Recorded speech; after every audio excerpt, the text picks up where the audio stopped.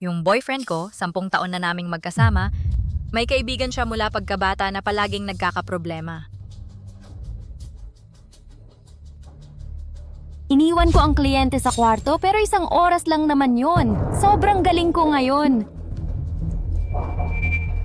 Pasensya na po, Mr. York. Ang nangyari ngayong araw ay pagkakamali ng aking tauhan. Paano kung ganito? Magbibigay kami ng dagdag na 1% sa kita bukod sa napagkasunduan natin.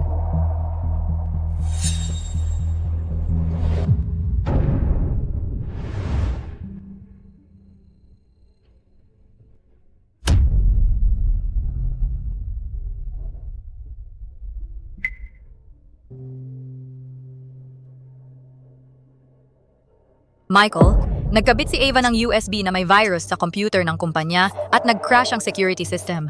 Lahat mula sa IT department ay nag-overtime ng kalahating buwan. Kung hahayaan mo lang siya, malapit na tayong mapasubo dahil sa kanya. Ang kabiguan ay ina ng tagumpay. Siguradong mag-i-improve din siya. Tingnan mo. Nag-crash man niya ang system. Pero gusto lang naman niyang mag-improve. Bilang senior niya, dapat ay maunawain ka. Hindi yon ang ibig kong sabihin. Sige, ayokong marinig na pinupuna mo si Ava ulit. Noong araw ng business dinner, inimbita ni Ava ang mga kamag-anak niya mula sa probinsya. Nalaman ko at pinigilan ko sila. Saka ko lang nakuha ang 10 bilyong pisong deal. Mr. Carter, sino-sino po ang mga taong nasa kwartong ito? Mali ba ang napuntahan kong kwarto?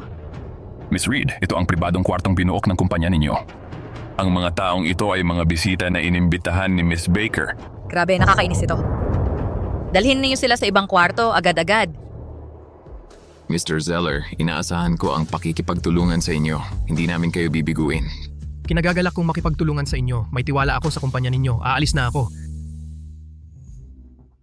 Michael, binabati kita sa kontrata? Bakit mo pinalayas ang mga magulang at kamag-anak ko? Dahil ba ordinaryong tao lang sila? Kaya hindi sila pwedeng naroon? Evelyn? Natatakot ka lang ba na mas magaling ako sa'yo?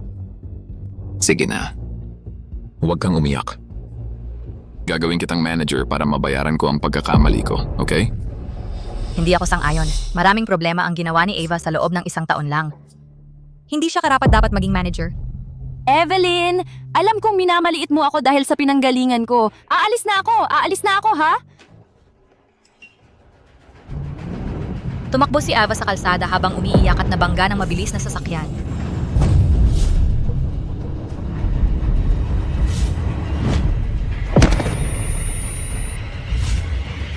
Doon mismo siya namatay. Isinisi ni Michael ang lahat sa akin. Ikaw ang may kasalanan ng lahat. Tinanggihan mong ipromote ko si Ava. Minamaliit mo siya. Kung hindi dahil sa iyo, hindi siya tatakbo at mababangga. Ibalik mo si Ava sa akin. Ibalik mo siya sa akin.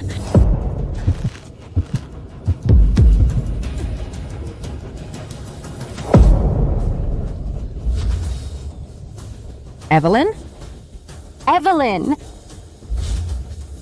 Ava, bakit ka nandito? Akala ko matagal na siyang patay? Evelyn, oras ng trabaho ngayon. Siyempre, nasa opisina ako. Alam kong gusto mo akong paalisin pero dapat hintayin mong makasal ka sa boss. Evelyn, susunduin natin si Mr. Zeller sa airport. Tandaan, maaga kang pumunta sa Pinnacle Hall. Gusto na gusto ka talaga ni Mr. Zeller. Huwag kang mahuli. Pinnacle Hall? Mr. Zeller? 25? June 13? Nabuhay ba ako muli? Bumalik ako sa araw ng hapunan kasama si Mr. Zeller ng Glory Group. Evelyn, huwag kang malate, ha? Alis na kami. Maging mabait ka. Ang kiliti. Ganon? Hindi ako. Hindi mangyayari yon. Magiging mabait lang ako kung sasabihin mo ang magic word. O itutuloy ko to at hindi ako titigil. Please, pakiusap naman. Please, dahan-dahan lang. Sige. Ang pilyo mo. Nabaliw talaga ako sa nakaraang buhay ko. Akala ko talaga kapatid lang ang turing ni Michael kay Ava. Sandali lang. Sasama ako sa inyo. Evelyn, pupunta kami doon para sa trabaho. Michael, anong klaseng girlfriend ba nakuha mo? Ang bilis niyang magselos. Pupunta rin ako para sa trabaho.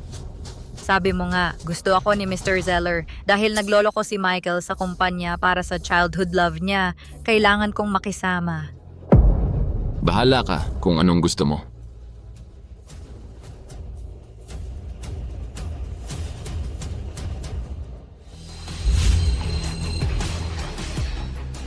Hi, Mr. Zeller. Pagod ka siguro sa biyahe. Handa na ang dinner. Gusto mo bang pumunta doon ngayon o magpahinga muna? Ikaw ang bahala. Hahayaan kitang magdesisyon. Papunta na ang kotse. Nasaan si Ava?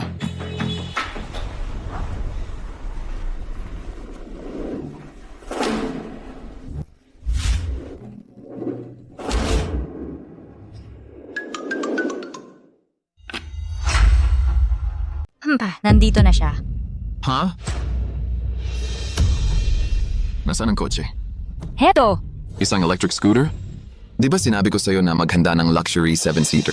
2 tao lang naman sila. Sayang lang kung 7-seater ang kukunin. At saka, rush hour ngayon. Sobrang traffic. Mr. Zeller, ang isang tulad mo ay walang oras para magsayang. Mr. Zeller, mag-ingat kayo sa pagsakay nito. Ito ang paborito kong scooter. Ang bait ko talaga. Sandali lang. Sino ka? Nababaliw ka? Bakit mo kami pinasakay sa scooter mo? Assistant siya ni Mr. Hart. Si Ava Baker. Siya ang bahala sa lahat ng preparasyon ngayon. Sa nakaraang buhay ko, ginamit ni Ava ang kotse. Para kay Mr. Zeller, para sunduin ang mga kamag-anak niya. Hindi siya makahagilap ng taxi, kaya sumakay na lang siya sa scooter. Nalaman ko at pinigilan ko siya. Pero nagreklamo siya tungkol sa akin. At pinagalitan ako ni Michael. Sa buhay na ito, ipapaubaya ko na lang kay Michael ang gulong ito. Sino ka pare? Wala namang sinabi si Mr. Zeller. Bakit ang sungit mo? Mr. Zeller, pasensya na po. Nagbibiro lang si Ava. May nangyari sa kotse namin. Tama ba? Bakit hindi na lang kayo sumakay sa kotse ko?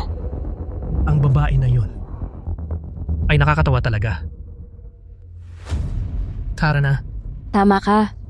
Sabi ni Mom, ang pagtatrabaho sa opisina ay sayang lang sa talento ko. Ang isang tulad kong magaling ay dapat nagniningning sa entablado. May problema ba siya? Wala talaga siyang pakiramdam. Si Miss Baker ay kababata ni Mr. Hart. Mr. Zeller, alam kong mahina ang sikmura mo kaya kailangan kumain ng tama sa oras. Kanina pa, pinauna ko nang ipaghanda ng manager ang mga pagkain. Pagdating natin, nakahanda na ang pagkain. Miss Reed, ang bait mo naman. Mr. Zeller, sana hindi mo na kami pagdudahan sa nangyari kanina. Para humingi ng paumanhin, naghanda pa nga si Ava ng sorpresa para sa iyo. Oo, Mr. Zeller. Ito ay para ipakita ang aming pasasalamat. Sana magustuhan mo. Pasok na tayo. Dito po. Sana hindi maging malaking problema ang sorpresang ito. Tayo'y mag-inuman. Oh, inuman. Kumain kayo ng masiyahan. Tayo'y mag-inuman, ang sarap nito. Mr. Hart, tama ba ang silid na ito? Tatawagin ko ang manager. Hindi, mali ito. Ito ang tamang silid. Ito ang silid na nireserba ko. Kumain kayo hanggang mabusog. Kumuha pa kayo kung gusto nyo. Sagot ng kumpanya ng anak ko ito. Nandito si Ava. Halika at kumain. Ang sarap talaga nito. Dad, Mom. Tito James, Tita Lisa. Hudson, napakagaling na ni Ava. Nagtatrabaho siya sa malaking kumpanya at inilibre tayo sa handa ng kumpanya. At yung sasakyang sumundo sa atin, yun yung MPV na nakita natin sa TV, di ba? Malaki at magara. Pwede pa akong humiga. Tita Lisa, may steak at fries. Kumain ka pa nito. Kung gusto mo, pwede mo ring iuwi. Mike, Mr. Zeller, huwag kayong tumayo dyan. Tara, kumain na tayo. Ava, ano ba ang nangyayari? Hindi ba't sinabi kong anyayahan si Mr. Lynch, ang vice-presidente ng Kamara ng Komersyo? Mike, mas masaya kumain kasama ang pamilya kaysa sa mga estranghero. Tingnan mo, masaya naman lahat. Ava, huwag kang mag-alala. Pwede tayong maging magkaibigan. Mr. Zeller, maupo ka. Mamaya mag-inuman tayo. Oo, halika. Lumalamig na ang pagkain. Noong nakaraang buhay ko, hindi ako pumunta sa airport. Dumiretso ako sa private room, nakita ito, at pinigilan ko ang lahat. Nagpanggap si Ava na inosente, na may balak na samantalahin ang sitwasyon. Akala niya ang magandang atmosfera, may makakapukaw ng damdamin ni Mr. Zeller. Pero ang isang business gathering, hindi tulad ng handaan sa baryo. Ang katayuan ng lahat ng bisita ay nagpapakita kung gaano pinahahalagahan ng host ang kliyente. Ipinapakita rin nito ang kakayahan at imahe ng kumpanya. Mike, tingnan mo kung gaano ka-warm ang daddy ko. Ava, ano ba to? Tigilan mo yan. Sabihin mo sa kanila na umalis. Hindi ako nagloloko. Dapat ko ring imbitahin ang mga mahal ko sa buhay para maging bisita rin natin. Pinag-aral at pinalaki ako ng mga magulang ko, kaya napakahalaga nila sa akin. Bakit hindi ko sila maanyayahan? Na kumain kasama ang importanteng kliyenteng tulad ni Mr. Zeller? O iniisip mo ba na ang mga magulang kong taga-probinsya ay hindi karapat-dapat? Minamaliit ba ninyong dalawa sila? Ang matapobre niyo pala? Mr. Hart, ganito ba ang pagtrato nyo sa mga bisita nyo? Libreng kumain ang pamilya ng empleyado nyo, tapos tawag pa sa amin, mata pobre? Nababankrupt na ba talaga ang kumpanya nyo? Hindi naman siguro ito paraan nyo para iwasan ang pagbabayad. At para bayaran si Miss Baker, Mr. Zeller, isa po itong hindi pagkakaunawaan. Sigurado po ako. Kakapasok lang po ni Ava sa kumpanya. Hindi pa po siya sanay sa ganitong mga bagay. Sana ipagpasensyahan nyo na po siya. Ako, magpapaserve po ako ng ibang putahe. Magsasalo po ulit tayo. Mr. Hart, ang pagpapakain ng tira-tira sa mga bisita ba ang paraan nyo para ipakita ang inyong sinseridad? Ano naman ang problema sa mga tirang pagkain? Malilinis naman ang mga yon. Pinag-aral pa nga nila ako para maging isang napakagaling na babae. Nasa tamang pag-iisip pa ba talaga si Ava? Wala akong pakialam kung ganyan siya sa opisina, pero paano siya naging ganyan kabaliw sa mga taong hindi naman natin kilala? Para saan ba niya itinuring ang business dinner na ito? Isang napakagaling na babae? Mr. Hart, ayos ka lang ba? Hinayaan mong magkagulo ang babaeng ito sa isang okasyon na ganito. Si Mr. Zeller o ang Glory Group ba ay isang biro lang para sa'yo? Paano mo nasabing yon? Ako, Tumahimik ka, tigilan mo na ang pagsasalita. Sabihin mo sa kanila na umalis na ngayon din. sige! Dad, Mom, umalis muna kayo kasama ng iba. Ano ang ibig mong sabihin? Hindi mo na kami kailangan dito? Napakamatagumpay na ni Ava ngayon. Makinig na lang tayo sa kanya. Sige, tara na. Tigilan na ang pagkain, tara na. ano? Hindi pa kami tapos. Gusto mo na kaming paalisin? Sana hindi na lang niya kami inimbitahan mula pa sa simula. Mr. Zeller, amin talagang pagkakamali ito. Ipapapalit ko ang mga ulam. Bigyan niyo po sana kami ng isa pang pagkakataon. Bilisan mo. Dalhin mo rito ang figurine na inihanda ko para kay Mr. Zeller. Ha? Yung figurine na binili natin ng magkasama. Yun ba? Akala ko ibibigay lang natin yon sa kanya pagkatapos nating makuha ang proyekto. Ibibigay rin naman natin yan kay Mr. Zeller. Wala na yan, bilisan mo. Mr. Zeller, ito ay isang pinagpalang figurine mula sa Prosper House. Ikaw at ang iyong asawa ay abala sa trabaho at napalampas ang pinakamagandang panahon para magkaanak. Pinaghirapan ko talaga itong makuha para sa inyo. Sana'y matupad na ang pangarap ninyong mag-asawa sa lalong madaling panahon. Napakamaalalahanin. Tandaan niyo pong imbitahan ako kapag magdiriwang na kayo ng kaarawan ng inyong magiging anak. Mr. Hart, huwag kang mag-alala. Kung magiging epektibo ito, tiyak na iimbitahan kita. Maghihintay talaga ako sa pagdiriwang na iyon.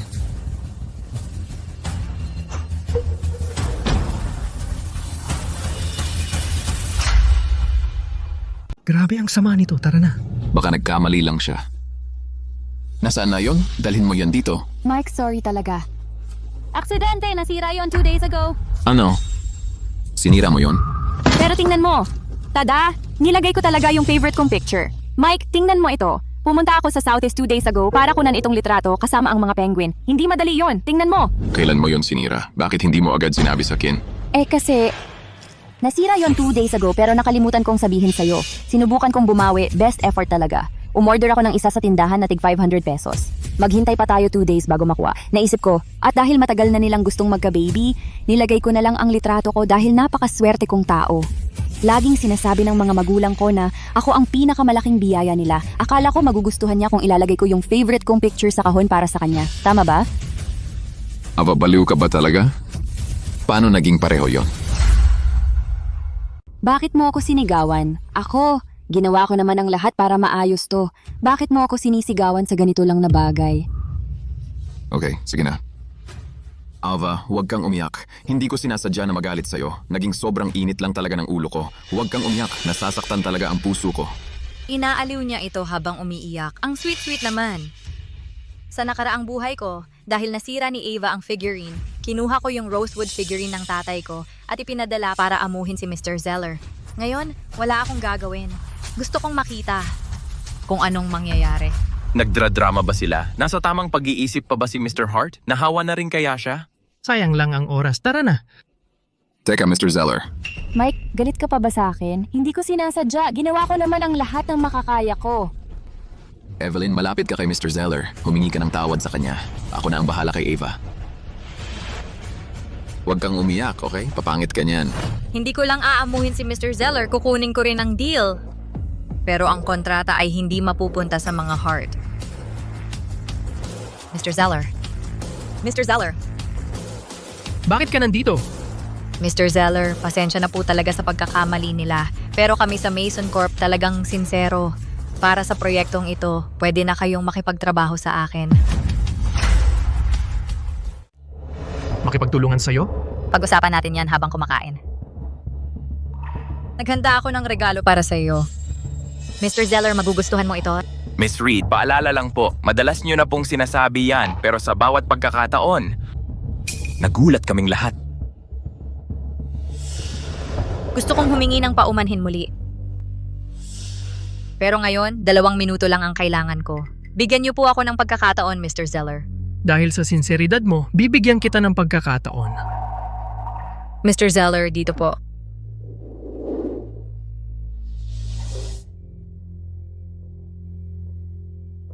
Ang figurang ito ay mukhang kagalang-galang at banal. Ito ang huling likha ni Mr. Quinn Hunt. Ano?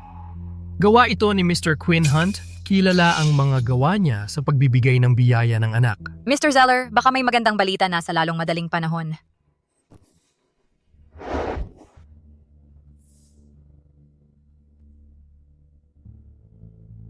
Pagkalooban mo sana ako ng anak, tutumbasan ko ito ng buong puso.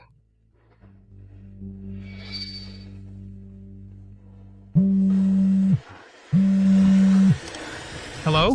Sean, umuwi ka kaagad. Buntis ako. Ano? Buntis ka? Mahal. Hindi rain ako. Huwag kang masyadong gagalaw. Babalik ako kaagad. Miss Reed, ang galing-galing mo. Hindi po. Kayo po ang binigyan ng biyaya dahil sa kabutihan ng inyong puso. Ikinagagalak ng Glory Corp na makipagtulungan sa isang mapalad na tao tulad mo. Henry, dito ka na at asikasuhin mo ang proyekto. Opo, sir.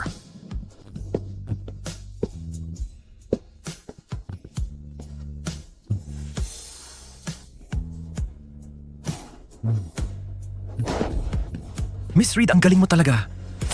Sobra naman yan. Bumasi lang ako sa mga alaala. Noong ganitong panahon sa nakaraang buhay ko, nalaman ni Mrs. Zeller na buntis siya. Natupad ang pangarap niya, kaya nagbago ang tingin niya kay Michael. Pero ngayon, akin na ang tagumpay na iyon.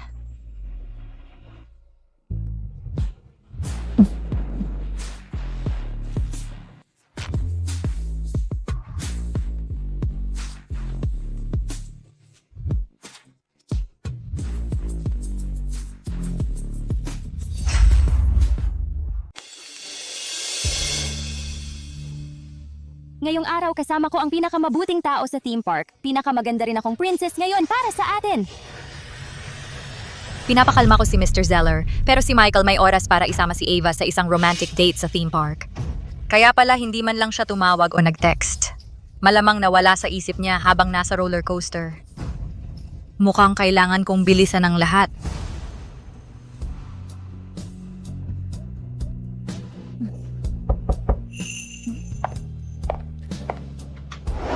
Evelyn, bagong luto ang mga ito. Tikman mo. Evelyn, bakit mo inilabas lahat? Aalis ka ba? Oh, nilipat na ako. Nancy, may mga bagay na hindi ko kinuha. Kunin mo na lang kung gusto mo. Itatago ko ang isa para maalala ka. Matagal na tayong nagsama, hindi ko kayang makita kang umaalis. Sa hinaharap, madalas akong babalik para dumalaw.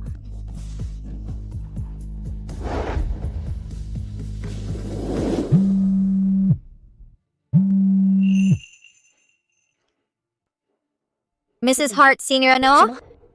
Nasa ospital si Mr. Hart Sr.? Punta ako dyan agad. Simula ng araw na sinaktan ako ni Michael, wala nang natira sa pagitan namin. Pero naging mabait sa akin ang mga magulang niya noon. Pupuntahan ko sila at tatapusin na ang lahat sa pagitan namin ni Michael.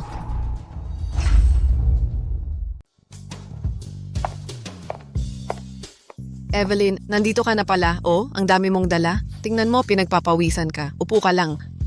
Uminom ka ng tubig. Salamat. Mr. Hart Sr., okay lang po ba kayo? Gumagaling na po ba kayo? Bakit hindi ka man lang nagpalit bago pumunta rito? At bakit naka-business suit ka?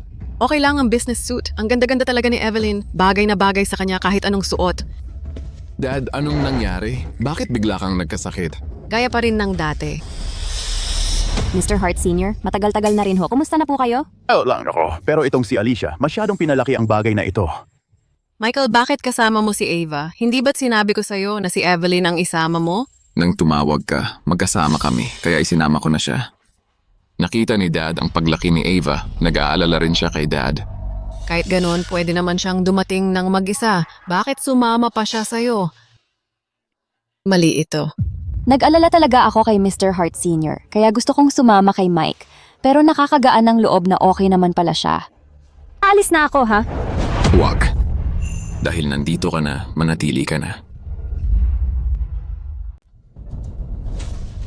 Ayoko lang na makita kitang nagdurusa dahil sa akin. Tama na! Dumalaw si Ava sa akin dahil nag-aalala siya sa akin. Bakit ka ba nag-iinarte? Hiningi mo ba ang opinyon ko? Evelyn, may problema ka ba kung mananatili dito si Ava? Wala, Mr. Hart Sr., nakita niyo kung paano lumaki si Ava. Malapit ang samahan ninyong dalawa. Naiintindihan ko. Ganito dapat kumilos ang manugang ng mga Hart. Evelyn, 30 anyos ka na, tama ba?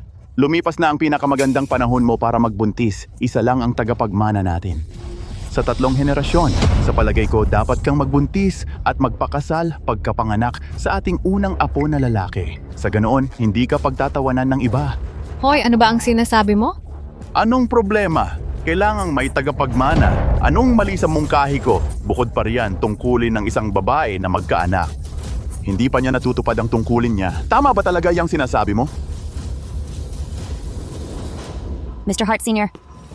Heto, kumain po kayo ng mansanas. Sige. Evelyn, makinig ka lang kay Mr. Hart Sr. Huwag kang mag-alala sa mga gawain ng kumpanya. Matalino ako, kaya matutulungan ko si Mike. Ava, hindi mo talaga ako binibigo. Napakamaalalahanin mo. Napakalaking biyaya sana kung magkakaroon kami ng manugang na katulad niya. Matutupad din ang hiling nyo. Mr. Hart Sr., hindi ba't matanda na ako para magbuntis? Bata pa si Ava. Kaya niya yan. Pwede kayong humiling ng kahit ilang anak ang gusto ninyo. Evelyn, anong ibig sabihin niyan? Suggestion lang naman yon, ah. Bakit ka ganyan kaasar? Ano? Masakit ba talaga ang katotohanan?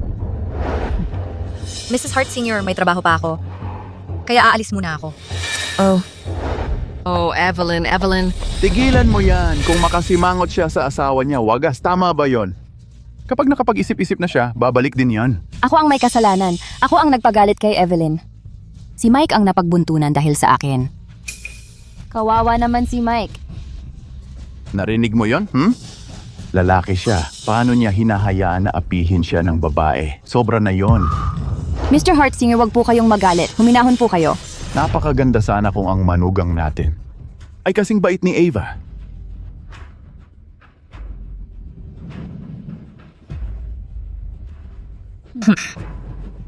Masaya ka, ha? Pero yang kaligayahan mo ay hindi magtatagal. John, ano bang sinasabi mo? Ang dami nang narinig ni Evelyn. Masasaktan talaga siya. Michael, puntahan mo na ngayon si Evelyn at humingi ng tawad. Kapag hindi ka niya pinatawad, huwag ka nang bumalik.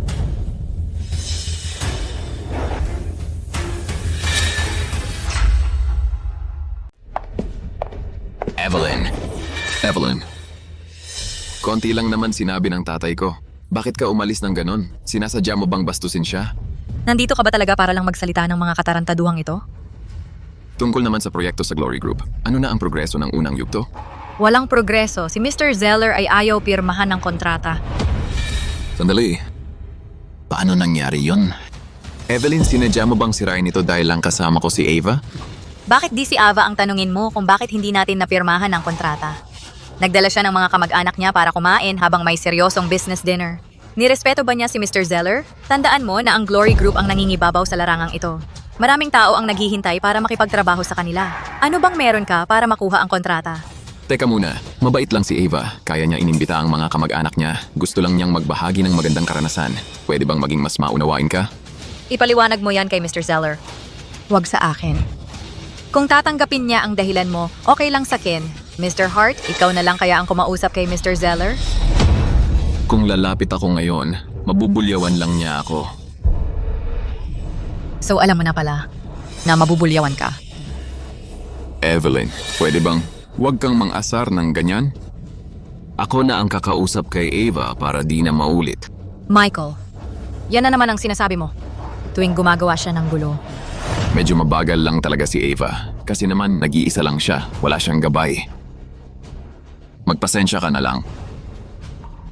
Ganito na lang. Sa akin na lang siya magtatrabaho. Ako ang gagabay sa kanya. Nakalimutan mo na ba na pagkatapos niyang ikulong ang kliyente sa opisina, ginawa mo na siyang personal assistant mo? Kaya hindi mo rin siya ginabayan ng maayos? Evelyn, pwedeng tumigil ka sa pagiging agresibo? Ayoko nito. Kakausapin ko ng maayos si Ava. Naniniwala ako na magiging magaling siyang assistant. Sige. Hintayin mo siyang matuto ng dahan-dahan. Ipapaalala ko lang sa'yo, napakahalaga ng proyektong ito kasama ang Glory Group bago ma-list ang kumpanya natin. Pag-isipan mo kung paano mo ito ipapaliwanag sa Board of Directors. Evelyn, kung pagsusorihin mo siya ngayon, hindi lang siya matatanggal. Hindi na rin siya makakasurvive sa industriyang ito. Alam mo namang palaging itinuturing ng dad ko na parang sarili niyang anak. Kung magkakaproblema siya dahil sa akin, mapapagalitan ako ng husto. Pero kung ako ang sasalo, mawawalan ako ng kredibilidad bilang CEO. Ang mga shareholder na yun magdududa sa akin. Gusto niyang protektahan ang pinapahalagahan niya pero ayaw niyang bitawan ang kanyang posisyon. Masyado siyang sakim at gusto niyang makuha ang lahat. Kaya, ano ang plano mong gawin? Evelyn, ikaw ang namamahala sa proyektong ito. Maganda ang reputasyon mo sa kumpanya. Paano kung ganito, aminin mong nawala ang deal dahil sa pagkakamali mo? Nagtitiwala sa iyo ang mga matatandang yun kaya hindi ka nila pag-iinitan. Bababa ang posisyon mo pero iaangat kita ulit pagkatapos ng ilang panahon. Huwag kang mag-alala sa iyong sahod at benepisyo. Babayaran kita ng doble ang halaga. Evelyn, mahal mo ako. Ayaw mong mapunta ako sa mahirap na sitwasyon. Alam ni Michael na mahal ko siya. Kaya sinasamantala niya ang pagmamahal ko para ipahamak ako. Pero bakit? Bakit ako ang dapat sisihin kung ang kanyang mahal ang nagkamali? Tingin ba niya sa akin uto-uto? Kumalma ka. Kumalma ka. Evelyn, hindi pa oras. Hindi pa oras para makipag-away sa kanya. Talaga? Siyempre. Evelyn, 10 taon na tayong magkasama. Alam mo naman kung ano ang nararamdaman ko. Sig! Kung ano ang gusto mo. Evelyn, the best ka talaga.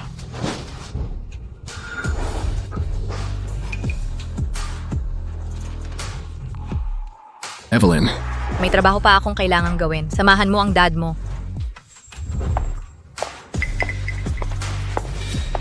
Sige. Evelyn, ikaw ang the best na girlfriend sa buong mundo. Sana. Masabi mo pa rin yan sa hinaharap.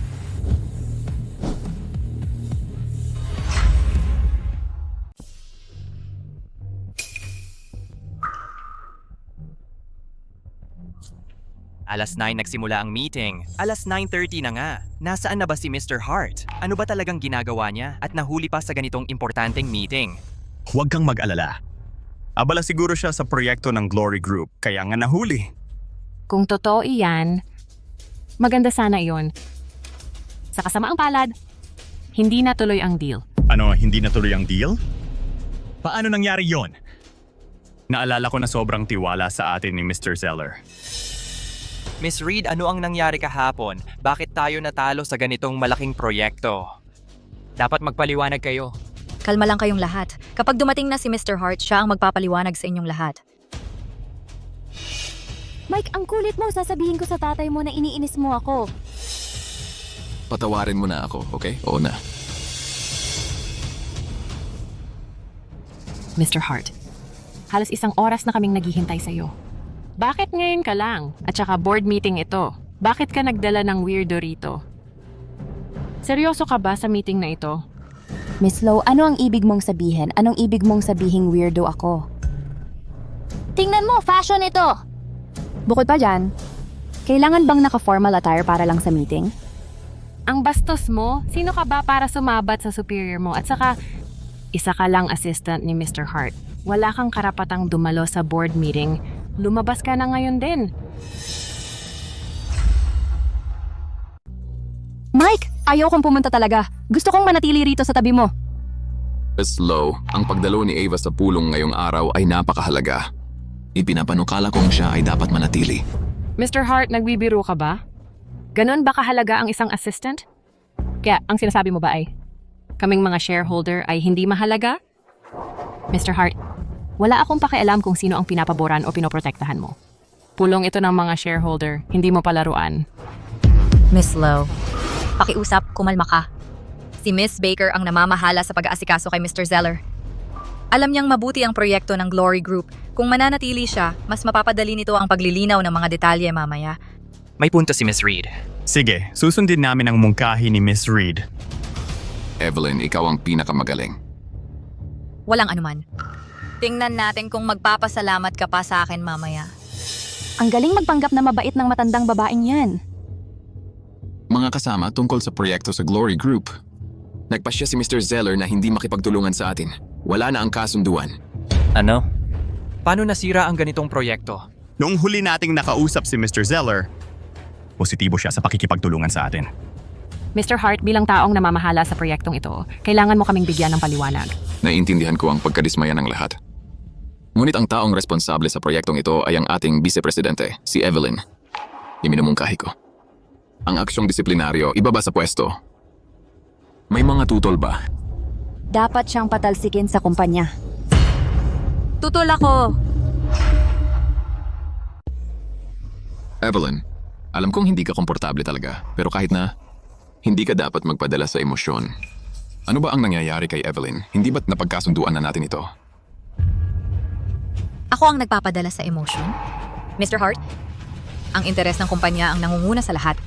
Ako, si Evelyn, ay hindi kailanman magsasapanganib sa kumpanya dahil lamang sa maling pagkahabag.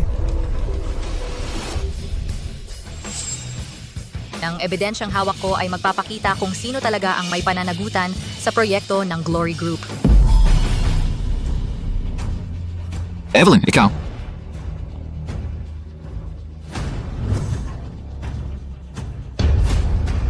Ano ba ang masama sa mga tirang pagkain? Malinis kaming lahat. Dahil matagal na nilang gustong magkaanak. Inilagay ko lang ang larawan ko roon dahil ako ay napakaswerteng tao. Lagi namang sinasabi ng mga magulang ko na ako ang pinakamalaking biyaya nila. Akala ko, magugustuhan niya kung ilalagay ko ang paborito kong larawan sa kahon para sa kanya. 'Di ba? Ano ba ang iniisip niya? Hinayaan niyang kumain ang mga mahihirap niyang kamag-anak sa event. Sinira niya ang figurin na para kay Mr. Zeller at pinalitan ng sarili niyang larawan. May sira ba sa ulo niya? Ang hindi pagpuna sa atin ni Mr. Zeller sa mismong lugar ay isang pagpapakita ng kabaitan na. Uy, Mr. Zeller. Michael, galit ka pa rin sa akin? Mr. Hart, hindi mo ba napansin na umalis na si Mr. Zeller? Bakit hindi mo siya hinabol? Sa halip ay kinomfort mo pa ang assistant mo? Mr. Hart, nawala na ba talaga sa utak mo ang mga prioridad mo? Talagang duda ako sa kakayahan mong pamunuan ng Mason Corp. Mr. Hart, may utang kang paliwanag sa amin sa gulong ito. Huwag kayong maging masama kay Michael. Pareho kaming nagsusumikap para sa deal na ito. Nagsusumikap. Sa sobrang sikap mo nasira mo ang proyekto. Salamat talaga. Masama ka sa akin. Masamang tao ka talaga. Bakit mo pinalabas ang video na iyon? Dahil ba ito sa walang kwenta mong selos? Desidido ka ba talagang sirain siya? Sabihin mong ikaw ang gumawa ng peking video at tanggapin mo ang lahat ng sisi. Kung hindi, wala na tayo. Eh di maghiwalay na tayo! Michael, akala mo ba magkakagusto pa rin ako sa isang bulag at ilusyonadong tangang tulad mo? Evelyn, baliw ka ba talaga? Makikipaghiwalay ka sa akin. Sasabihin ko sa'yo, galit na galit ako. Mag-sorry ka, ngayon din. Tulad ng nakita ninyong lahat, hindi makatuwiran ang kilos ni Michael, wala siyang tamang paghuhusga at nasira niya ang interes ng kumpanya. Iminumungkahi ko. Ang agarang pag-alis niya bilang CEO. Evelyn, vice-presidente ka lang. Anong karapatan mo para tanggalin ako bilang CEO? Katawa-tawa. Aminado ako na kasalanan ko ito. Pero huwag mong kalimutan, ako, si Michael Hart, ang nagtayo ng Mason Corp mula sa wala hanggang sa kung ano ito ngayon. Kung wala ako, wala sana ang Mason Corp. Nakikiusap ako sa inyong lahat na bigyan niyo ako ng isa pang pagkakataon. Isa pang pagkakataon? Michael, nilabag mo ang mga patakaran para isingit si Ava sa kumpanya at paulit-ulit mo siyang ipinagtanggol nang magdulot siya ng problema dahil lang sa gusto mo sa kanya. Naubos na ang mga pagkakataon mo. Gaano kakapal ang mukha mo para humingi ng isa pang pagkakataon? Manahimik ka, isa pang salita at pagbabayaran mo to. Evelyn, alam kong ginagawa mo ito para angkinin ako, pero mali ang paraang pinili mo. Ang nagawa mo lang ay lalo lang kitang kinamuhian. Bahala ka sa buhay mo. Ex-boyfriend. Evelyn, May magandang balita akong ibabahagi sa inyong lahat. Pagkatapos ng bangkete kagabi, personal kong binisita muli si Mr. Zeller. Naantig sa aking katapatan, pumayag na siya na ipagpatuloy ang ating pakikipagtulungan. Pero ayon kay Mr. Zeller, ang deal na ito ay magpapatuloy lamang kung hindi kasali sina Michael at Ava. Magaling. Ang galing talaga nito. Sa wakas, magsosyo na tayo sa Glory Group. Ibig sabihin, ang Mason Corp ay makakapagpatuloy na sa IPO ayon sa plano. Miss Reed, ang husay-husay mo talaga. Ikaw ang dahilan kung bakit ito nangyari. Evelyn, niloko mo ako. Ano ba talaga ang gusto mong sabihin, Mr. Hart? Sinasabi mo bang hindi sinadya ni Ava na sirain ang deal? O hindi mo pinabayaan ang kliyente para aliwin ang kababata mo? At higit pa rito pinaglaban ko ng todo para mailigtas ang deal na ito. Tungkol sa pagiging CEO mo, ang taong walang kakayahang magdesisyon ng profesional, ay hindi talaga karapat-dapat mulat sa pool. Bot sa tama. Pagkakataon nyo na para linawin ang posisyon nyo. Sinusuportahan ko ang mungkahi ni Miss Reed. Sumasang-ayon ako. Ako rin. Lester, huwag mong kalimutan, noong kailangan mo ng pera, ako ang tumulong sa'yo. Nangako ka na susuportahan mo ako habang buhay. Mr. Hart, pansariling pabor lang yon. Negosyo ay negosyo. Hindi pwedeng paghaluin yon. Ganito na lang, kapag bumaba ka na sa pwesto, sasagutin ko ang buwan ng gastusin mo. Ikaw. Xavier, nung nagkamali ka noon, ako ang nagprotekta sa'yo. Mr. Hart, kung hindi dahil doon, matagal ko na sanang iminungkahi ang pagtanggal sa iyo. Ikaw naman, Sarah, pareho tayong galing sa isang bayan. Hindi mo naman siguro susuportahan din si Evelyn, di ba? Mr. Hart, kailangan kong sumunod sa nakararami. At saka, para naman ito sa ikabubuti ng kumpanya. Totoo yan. Sa pagkakataong ito, nagkamali ako dahil kay Ava, pero inamin ko naman ang pagkakamali ko. At naayos na ang deal. Bakit ayaw niyong palampasin ito? Dahil walang sino man dito ang gustong patuloy na maglinis ng kalat mo.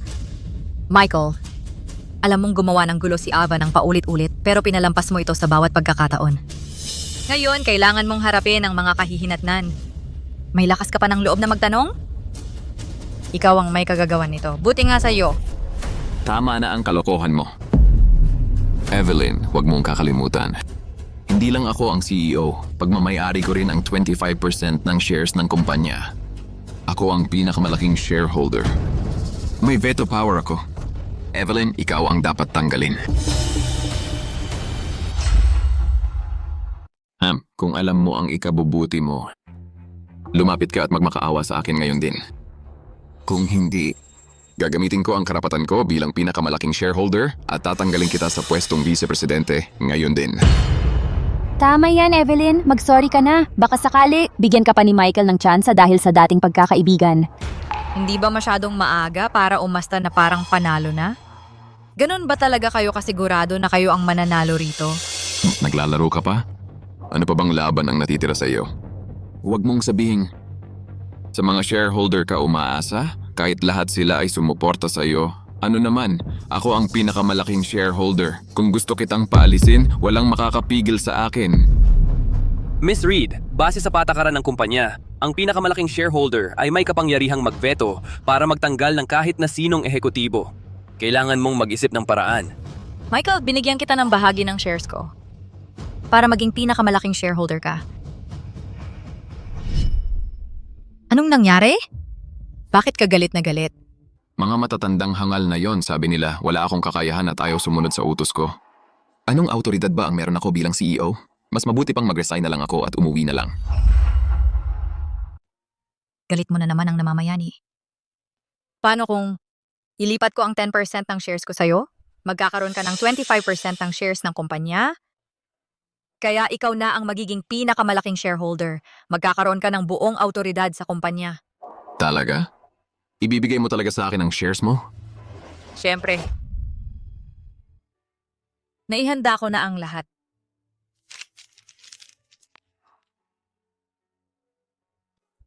Totoo ba yan? Evelyn, ang galing mo talaga. Bakit ang bait mo? Ipinapangako ko na akong si Michael Hart ay hindi ka bibiguin habang buhay. Ano ngayon? Kusa mo namang ibinigay sa akin. Hindi naman kita pinilit. Sabihin na natin sa akin na ngayon ang shares mo. Ako pa rin ang pinakamalaking shareholder. Michael, wala kang hiya talaga. Tapat sa'yo si Miss Reed, ganito mo ba siya susuklian? Assistant ka lang. Anong karapatan mong sigawan ako? Isang salita pa at paaalisin kita sa kumpanyang ito ngayon din. Ikaw, Michael, pagkatapos ng 10 taon nating pagsasama, hindi mo talaga ako kilala. Akong si Evelyn Reed ay hindi pumapasok sa laban ng walang paghahanda. Anong pinagsasabi mo? Ibig sabihin, yung 25% ng shares na hawak mo ay hindi na sayo. Sa sandaling ito, akong si Evelyn Reed ang pinakamalaking shareholder ng kumpanya.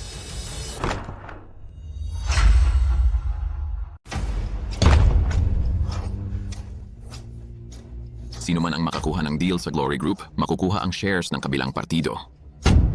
Peke ito, peke lahat. Pineke mo ang kontratang ito. Hindi ako kailanman pumirma ng ganito. Talaga? Baka dapat tanungin mo ang kababata mong kasintahan. Siya ang nagdala ng kontratang ito. Ava, ano ba talaga ang nangyayari? Pinapirma ko sa'yo.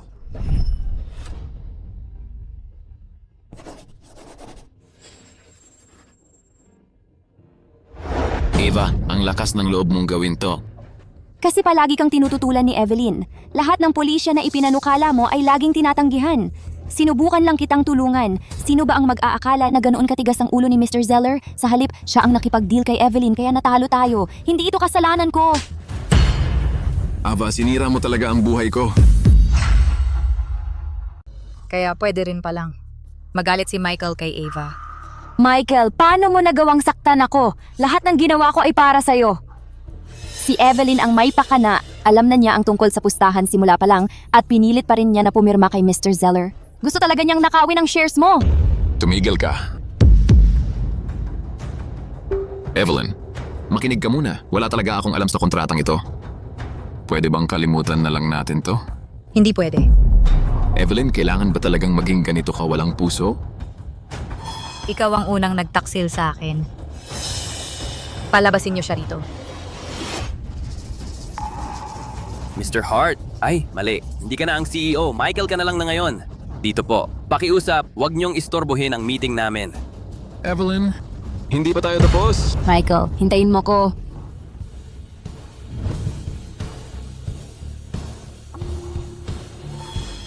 Ipagpatuloy natin ang meeting.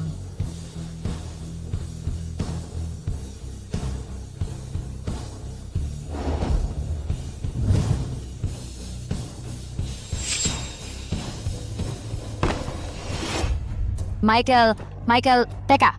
Lumayas ka. Michael, pwede pa nating ayusin to. May alam akong paraan para makuha mo ang deal. Paano? Sa totoo lang, hindi naman ganon kalaki ang problema kung kay Evelyn ang shares. Mahal na mahal ka niya. Umuwi ka, kausapin mo siya ng maayos at ibabalik niya sa'yo ang shares. Tama. Malambot ang puso ng mga babae. Mamayang gabi, aayusin ko ang lahat. Tapos titigil na siya sa pag-iinarte niya. Ayos to? Ito yung hinahanap ko. Ang ganda rin nitong florera. Laging nagrereklamo ang anak kong babae na walang paglalagyan ng mga bulaklak. Solve na! Anong ginagawa ninyo? Sinong nagsabi sa inyong galawin ang gamit namin? Si Evelyn ang nagsabi sa amin na kunin to. Sabi niya, ayaw na niya ng mga to. Kunin na lang daw namin. Sige, umalis na tayo.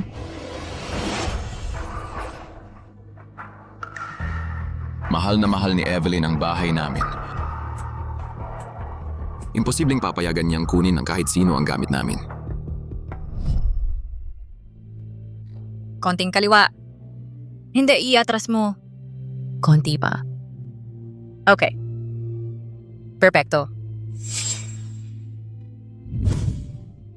Sa wakas. Mula ngayon, ito na ang magiging bahay natin. Oh. Ito na ang bahay natin.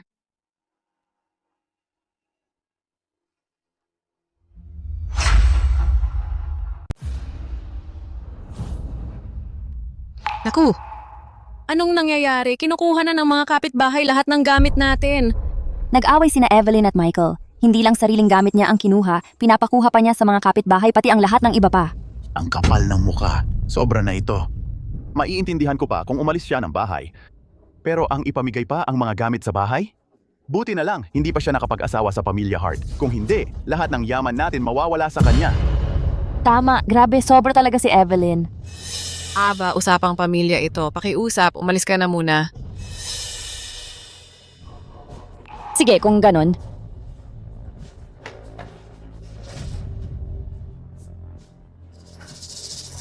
Hindi man lang ako hinabol ni Michael tulad ng dati. Hintayin mo lang. Sina Evelyn at ang lahat ng shareholders. Tinanggal ako bilang CEO. Yung gagang si Ava. Lihim na gumawa ng kasunduan nang hindi namin alam ni Evelyn na wala ang lahat ng shares ko. At napunta kay Evelyn. Wala na akong natira. Pinalayas nila ako sa kumpanya. Ano? Pinalayas ka niya sa kumpanya? Hindi ito kapanipaniwala. Pabalikin mo siya rito. Tuturuan ko siya ng tamang asal at ilalagay sa lugar niya. Huwag mo nang palalain ang sitwasyon. Si Evelyn ay siguradong galit na galit ngayon. Kausapin mo siya pagkatapos nito. Tapos, ayos na ang lahat. Naiintindihan ko, Mom. Miss Reed, narito ang ulat ng progreso.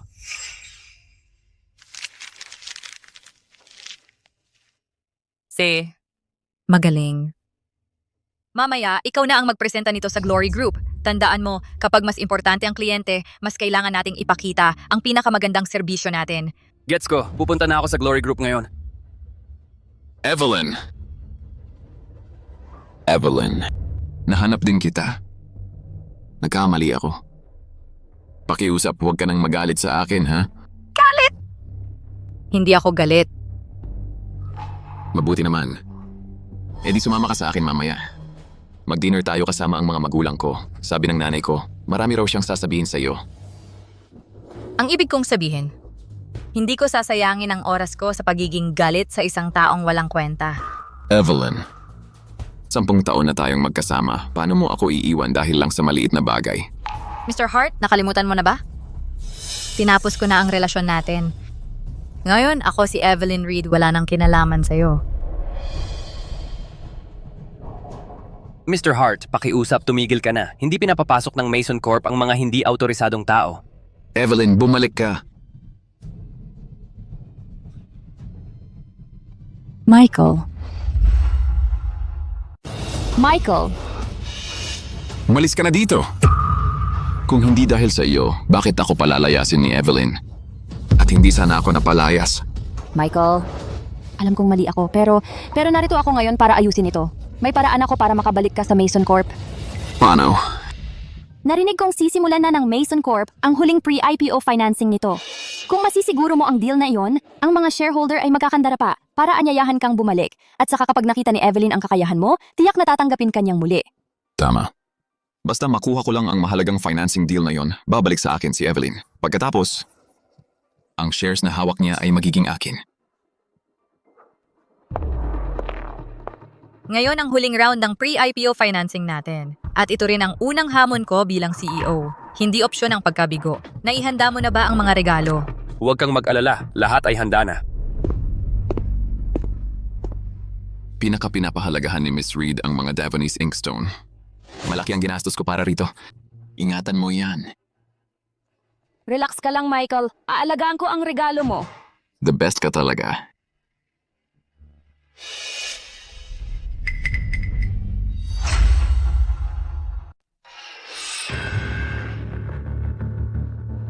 Evelyn, ilang araw na kitang hindi nakikita. Lalo kang gumanda, ah. Bakit ka nandito? Nandito ako para sa baby shower ni Mr. Smith. Siyempre, Evelyn, ilang taon na akong nagpapatakbo ng Mason Corp. Kahit na pinalayas mo ako, may sarili pa rin akong mga koneksyon. Narinig mo ba yan, Evelyn? Ang galing-galing talaga ni Mike. Dapat mo talaga siyang pahalagahan. Evelyn, alam kong galit ka lang. Napatunayan mo na ang punto mo. Tama na yan. Michael, kapag nakikita ko kung gaano kakayabang at kakumpiyansa, napagtanto kong isang malaking pagkakamali talaga ang ginawa ko. Dapat noon pa kita iniwan.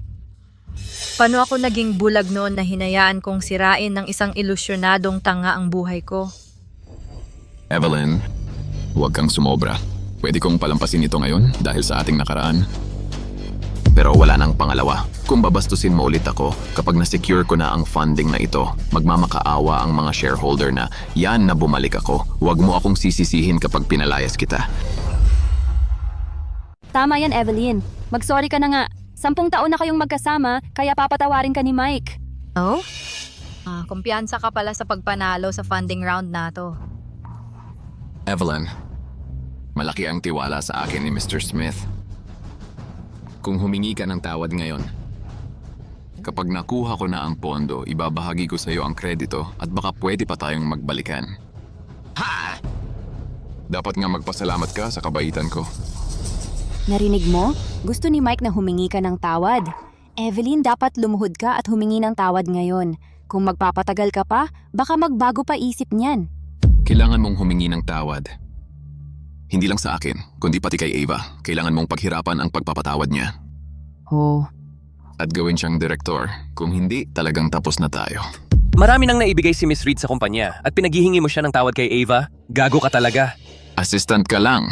Anong karapatan mo para sigawan ako? Magsalita ka pa ng isa at pagbalik ko sa kumpanya, tatanggalin kita. Eksakto nga! Hintayin mo lang ang pagdating ni Mike. Ikaw ang una sa listahan. Talaga? Di tingnan natin kung gaano katagal ako ang mamamahala. Ikaw. Mike, ang bait-bait ko naman oh. Bakit kaya ayaw niya sa akin? Lagi ka na lang niyang pinapahirapan. Masama talaga si Evelyn? Kapag nabigo siya ngayon, ako na ang bahala sa kanya.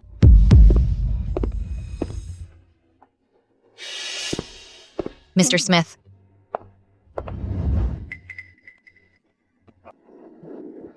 Congratulations sa bago ninyong baby. Salamat. Nasaan si Mr. Hart? Bakit hindi mo siya kasama? Mr. Smith, sorry, na-late ako. Paumanhin po. Hindi ako kinikibo ni Evelyn nitong mga nakaraang araw eh. Mahilig talaga sa munting away ang mga kabataan, pero away pa rin yan. Huwag mo lang masyadong dibdibin, hindi ba tama ako? Tama ka, kailangan nating maging maunawain. Evelyn, huwag na tayong mag-away. Pagbalik natin, hihingi ako ng tawad. Patawarin mo ako, okay? Michael, magaling ka sa girlfriend mo, hindi masama. Hahaha. Lahat ito dahil sa iyo, Mr. Smith. Alam ng lahat kung gaano kayo ka-sweet ng asawa mo. Sinusubukan ko lang tularan kayo. Michael, alam mo lagi ang sasabihin. Kailangan nating mag-inuman sa lalong madaling panahon. Bakit maghintay? Bukas na. Golf? Maglaro tayo ng golf tapos mag-inuman. Sige, ikaw ang bahala. Mukhang kay Mike na mapupunta ang funding deal na ito. Nangako siya sa akin na pagbalik niya sa posisyon, gagawin niya akong direktor. Pero huwag kang mag-alala. Sa panahong yon, pwede kang mag-resign at maging isang pagod na may bahay. Huwag kang masyadong sigurado. Malayo pa ang resulta. Mr. Smith, ang final round ng pre-IPO funding ng Mason Corp ay magsisimula na. Ano sa tingin mo? Matagal ko nang pinagmamasdan ng Mason Corp. Kakasecure mo lang ng malaking order sa Glory Group din. Napakalaking potensyal. Sobrang optimistic ako. Pagkatapos ng party, dalhin mo ang kontrata sa akin. Narinig mo yon? Sumasang-ayon si Mr. Smith sa funding. At ikaw, Evelyn, kung wala si Mike, wala ka. Mr. Reed, ano ang gagawin natin? Huwag kang mag-alala. Malapit na ang tulong. Hindi ako sumasang-ayon sa funding deal na ito.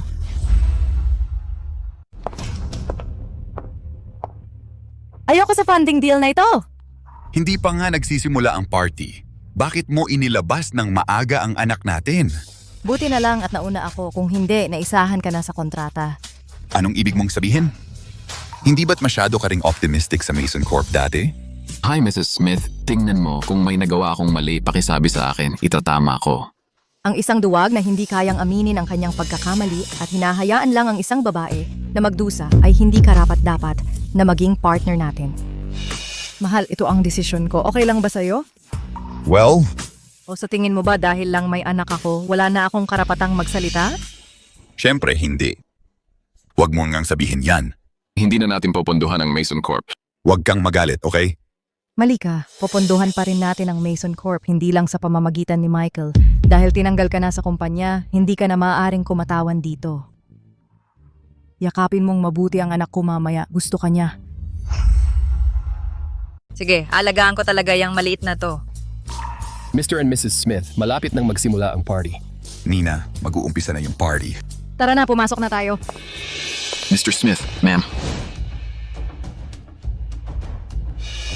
Evelyn, anong mga gimmick ba ang ginawa mo para magustuhan ka niya?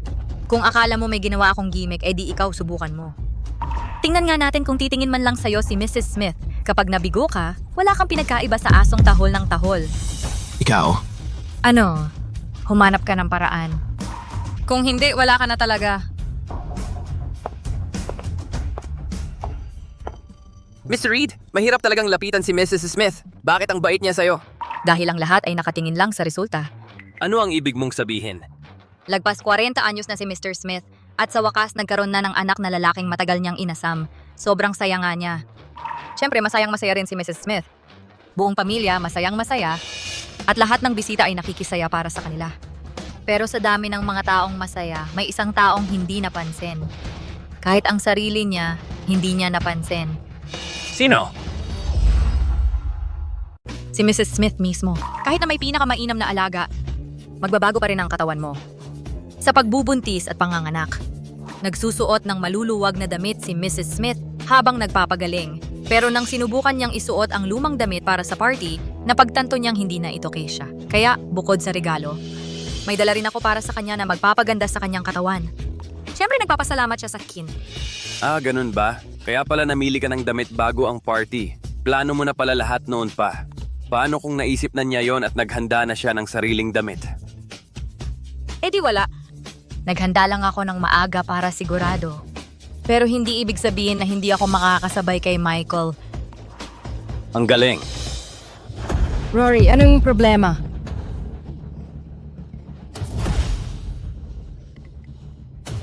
Ay nako, parang may nakabara sa lalamunan niya. Doktor! Tumawag ng doktor! Hello, 911. Kailangan namin ng tulong. Pumunta ka agad, pakiusap. Aabutin pa ng 5 minuto bago dumating ang doktor. Hindi niya aabutin yon. Naku, ang baby ko. May natutunan akong pangunang lunas para sa sanggol. Hayaan mong subukan ko. Hoy, Evelyn! Ni minsan, hindi ko narinig na marunong ka ng pangunang lunas sa sanggol. Sigurado ka ba talaga? Huwag mong sasaktan ng sanggol, ha? Oh, Evelyn, huwag kang magbiro-biro. Tigil!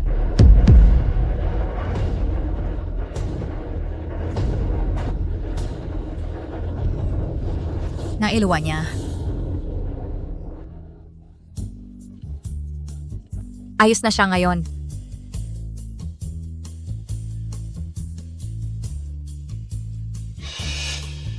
Buti na lang mabilis kumilos ang babaeng ito, kundi baka may masamang nangyari.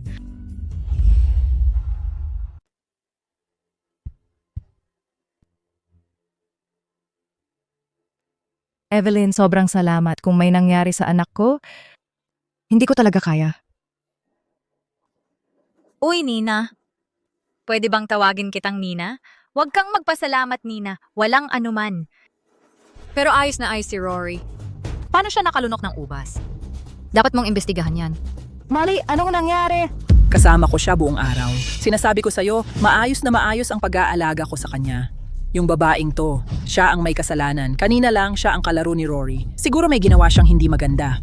Hindi ako. Wala akong ginawang masama. Kunin ang footage. Mr. Smith.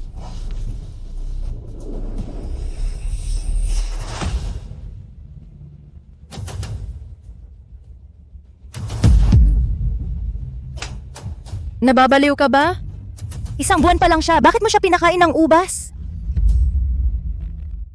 Gusto ko lang siyang pasayahin eh. Walang masama sa loob ko. Mike, hindi ba ikaw ang nagsabi na magpa-impress kay Mrs. Smith? Sinusunod ko lang sinabi mo. Pinakiusapan kitang tulungan ng bata, hindi para pakainin siya. Hindi ko alam eh. Mr. Smith, paumanhin po. Aksidente lang po yon. Mabuti naman ang intensyon ni Ava, sir. Sandali pa nga ako, hindi na niya muling gagalawin ang anak ninyo. Mula nang magpakasal kami ng asawa ko, lagi kong pinapangarap na magkaroon ng anak na lalaki. 20 taon kaming naghintay bago dumating ang munting kayamanang ito. Pero ikaw at ang tanga mong dala, muntik nang pumatay sa kanya. Lumabas ka sa harap ko ngayon din, o huwag mo akong sisihin kung maging marahas ako. Layas! Huwag, lumabas ka! Guardia! Mr. Smith, bigyan niyo po ako ng isa pang pagkakataon. Pakiusap. Mr. Smith, pakiusap po. Mr. Smith. Nakikiusap po ako. Evelyn? Gusto naming sumama ka sa amin sa entablado para sa toast. Ayos lang ba? Yun po ay isang karangalan. Halina.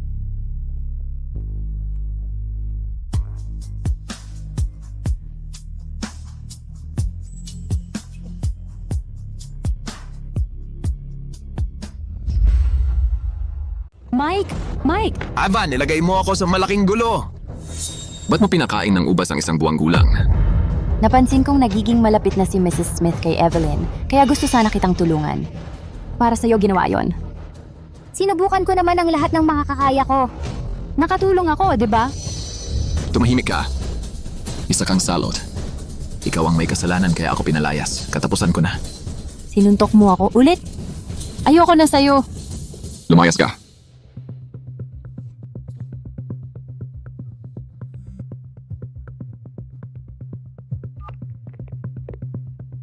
Pagkatapos ng party, papuntahin mo si Evelyn sa akin agad. Ilang araw na akong na-discharge pero hindi pa siya nagpapakita. Napakabastos naman nun.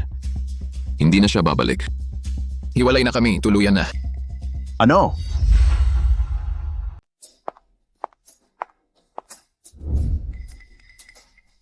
Na-secure na natin ang deal sa pondo. Tapos na ang final round ng pondo ng Mason Corp. Susunod. Kailangan lang nating mag-set ng date at i-prepare ang IPO.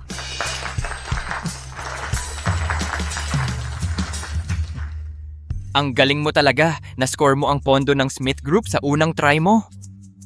Miss Reed, sobrang galing nito. Sa pamumuno mo, siguradong magtatagumpay ang Mason Corp. Sige. Ang pag-secure ng pondo at ang pag-launch ng IPO natin ay dapat ipagdiwang talaga. Pero simula lang to. Kailangan pa rin nating magsumikap. Okay. Balik na sa trabaho ang lahat. Miss Reed, ito ang mga account na kinupit ni Michael habang siya ay CEO.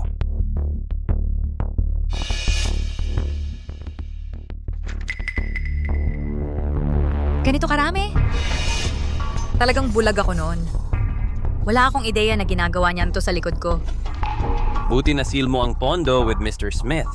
Kung hindi, kung lumabas to, hindi makakapag-go public ang Mason Corp. I-organize lahat ng evidence na to. Ano man ang kinuha ni Michael sa kumpanya, sisiguruhin kong isuka niya ang lahat. Evelyn, alam kong nandito ka, Evelyn. Evelyn. Di ka pwedeng pumasok. Tabi, hayop ka, bantay. Usog! Di mo ako pwedeng pigilang makilala ang magiging asawa ng anak ko. Pasensya, di ko sila napigilan. Okay lang, umalis ka na. Evelyn, di ko sana pinayagang sumali si Ava sa Mason Corp. Pinatalsik ko na siya. Huwag kang mag-alala, sigurado akong hindi na siya muling lilitaw sa buhay natin. Patawarin mo ako, please. Evelyn, humingi na ng tawad si Mike sa'yo. Bilang ama niya, sigurado akong hindi na muling magdadala ng gulo si Ava. Masaya ka na? Oh, Evelyn, sampalin mo ako para gumaan ang loob mo. Okay lang, basta patawarin mo ako. 10 taon na tayong magkasama. Evelyn, talagang kaya mo bang talikuran yan? Siyempre, kaya ko. Michael, yung mga panahong pinaglinis mo ako ng kalat ni Ava, yung mga panahong pinag-akumo ko ng kasalanan niya, kahit nung dati nang sinakal mo nga ako dahil sa kanya, basta tapos na ang relasyon natin. Michael, kung patuloy kang manggugulo, patunay lang yan na tama talaga ang desisyon kong iwan ka. Evelyn, nagkamali ako. Sumpa ko, hindi na mauulit yon. Dati ay mahal mo ako. Bakit hindi mo ako mapatawad? Gaya ng sabi mo, noon yon. Sige, nasabi ko na ang lahat ng kailangan kong sabihin. May IPO akong dapat ihanda. Umalis ka na? O tatawag ako ng gwardiya? Hindi. Evelyn, ang pagtrato mo sa asawa mo nakakagalit talaga. Makinig ka. Kung may talino ka, babalik ka sa anak ko at isusuko mo sa kanya ang pwesto mong CEO. Kung hindi, sasabihin ko sa lahat na pinalayas mo ang anak ko para lang masolo mo ang kumpanya. Tingnan natin kung paano ang isang masamang babaeng tulad mo ay magpapa-IPO ng kumpanya. Wala akong problema dyan. Gawin mo ngang malaking palabas at mag-imbita ka ng maraming reporter para mabalita ito. Huwag mong kalimutan ang mga influencer sa internet. Mas malaki, mas maganda. Sa ganoon, malalaman ng lahat kung paano nagnakaw si Michael sa Mason Corp na parang isang parasito noong siya ang CEO.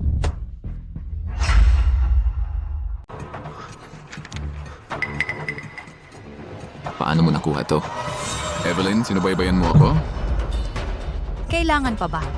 Akala mo talaga may tatago mo yon magpakailanman? Michael, may 3 araw ka para bayaran ang bawat sentimong ninakaw mo. Kung hindi, wag mo akong sisihin kung tumawag ako ng pulis. Pulis? Tatawag ka ng pulis? Pahuhuli mo talaga ang anak ko? Evelyn, may puso ka ba talaga? Evelyn, alam kong mali talaga ako. Bigyan mo lang ako ng isa pang pagkakataon, guwardiya. Evelyn, wag mo naman kong ganyanin. Evelyn, grabe ka naman!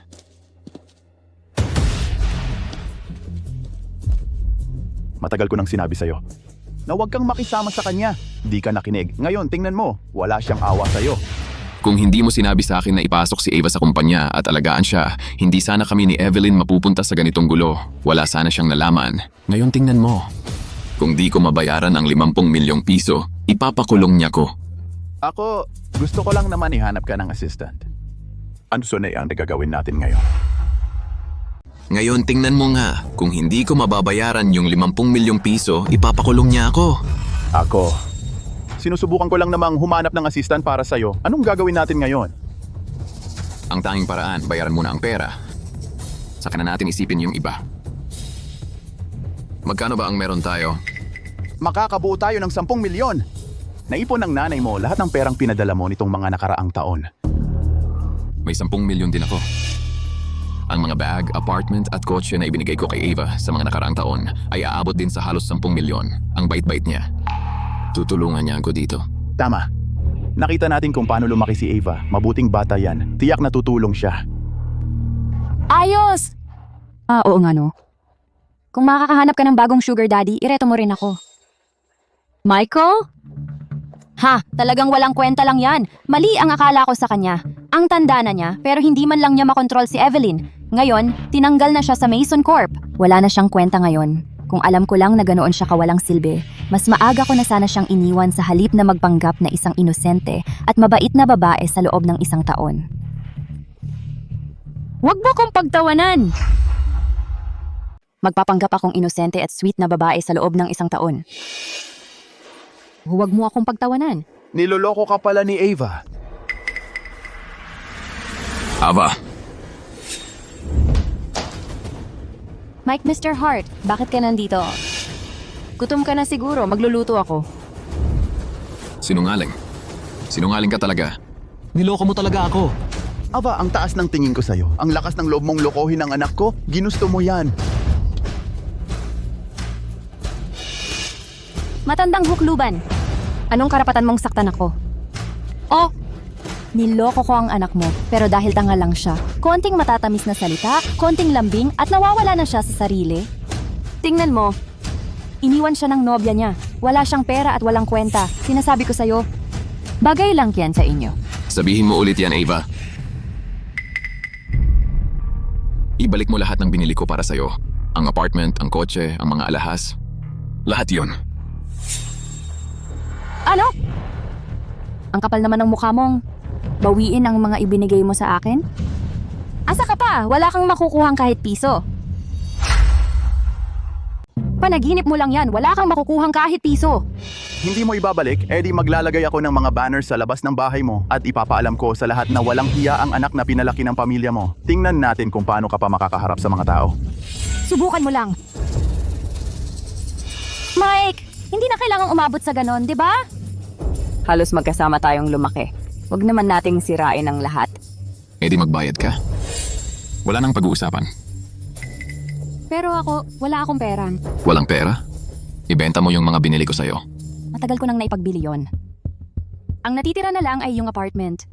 At alam mo naman ang sitwasyon sa merkado, hindi gaanong mataas ang halaga nito. Ipinagbili mo? Nasaan ang pera? Nagastos ko. Alam mo naman, sa syudad, mahal ang lahat ng bagay. Nagpa-plastic surgery ako, pumunta sa mga spa, bumili ng ilang bag. Naubos na lahat. Ganon mo lang winaldas ang pinaghirapan niya. Tuturuan kita ng leksyon. Dad, maghintay ka lang. Tatawagan ko ang pulis ngayon din. Mabubulok ka sa kulungan. Huwag, Mike, pakiusap. Layas.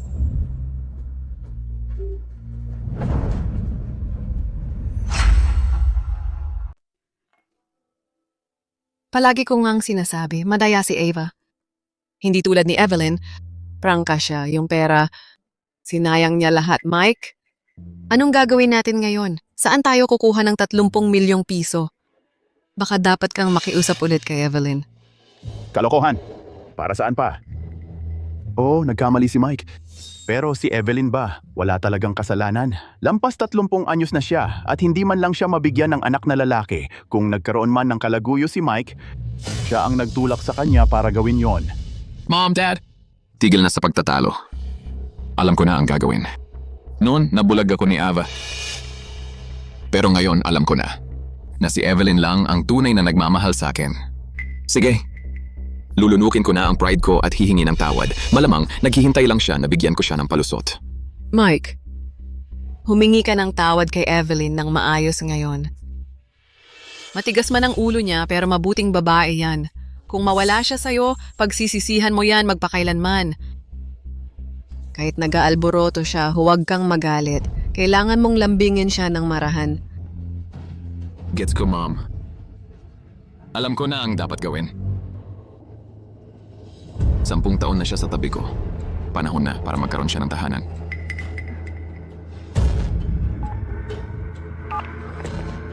Hello? Pakisuyo naman.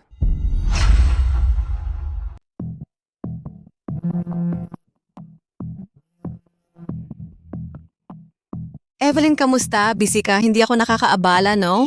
Mrs. Hart Sr., anong problema? Uuwi na kami ni John agad. Gusto naming kumain kasama ka para magpasalamat sa pag-aalaga mo sa amin sa mga nakaraang taon.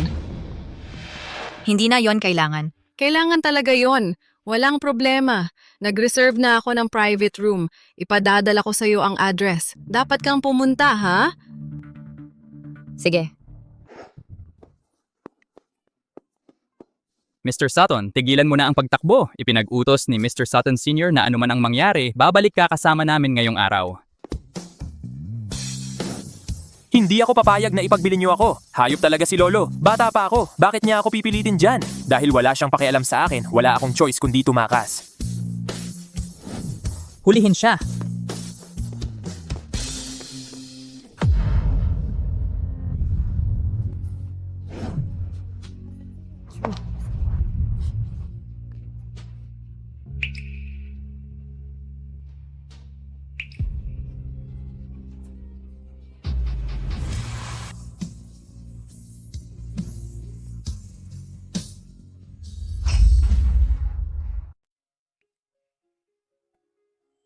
Ang ganda-ganda niya. Nasaan siya? Saan siya pumunta? Tara, tingnan natin doon.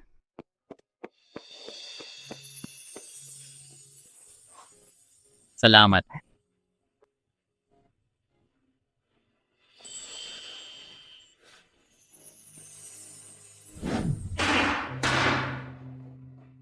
Michael, anong ginagawa mo? Evelyn, sabi mo noon walang mas sasaya pa sa paglipat mula sa uniforme papunta sa damit pangkasal. Sa nakalipas na 10 taon, minahal mo ako ng walang pag-aalinlangan. Pinangarap mo ang magkaroon tayo ng sariling tahanan. Ngayon, matutupad na ang pangarap na yon. Evelyn, pakasalan mo ako.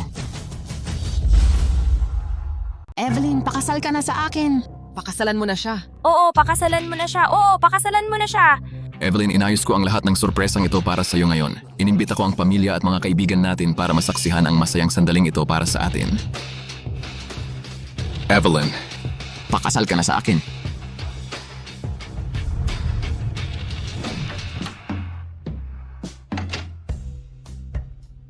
Ha? Akala mo mahuhuli mo ko? Hoy, tamang-tama ang dating mo ah. Tulungan mo kami. Sige. Ayaw ko. Evelyn, masyado ka bang nasabik kaya nagkamali ka ng sinabi? Subukan natin ulit. Evelyn. Ayoko. Ayoko. Narinig mo ba ng malinaw? Kung hindi, kukuha ako ng loudspeaker para sa'yo. Evelyn, ano bang ginagawa mo? Sinusubukan mo lang akong pilitin. At ginawa ko na. Nag-propose pa nga ako sa'yo. Ano pa ba ang gusto mo? Michael, tigilan mo na ang drama mo. Hindi kita pakakasalan kailanman. Evelyn! Evelyn, inaamin ko, mali ako noon. Naloko ako ni Ava, pero isinumbong ko na siya sa pulis. Hindi na ako lalapit sa kanya, kailanman. Huwag ka nang magalit. Michael, kailan ka ba titigil sa paghahanap ng babae para sisihin sa mga pagkakamali mo? Hindi ako basurahan, kaya wag mo akong lalapitan ng kalat mo. Evelyn, 10 taon na tayong magkasama. 30 anyos ka na. Sino pa bang may gusto sa'yo kundi ako? Ano naman kung 30 na ako? Mas matanda ka nga sa akin ng 3 taon. Dapat nga patay ka na ngayon. Pero tama ka. Oo, masyado ka nang matanda para sa ganyan. Evelyn, anong problema sa mukha mo?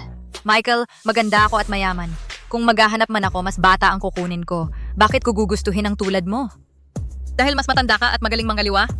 O dahil may utang kang 10 milyon at wala kang pera?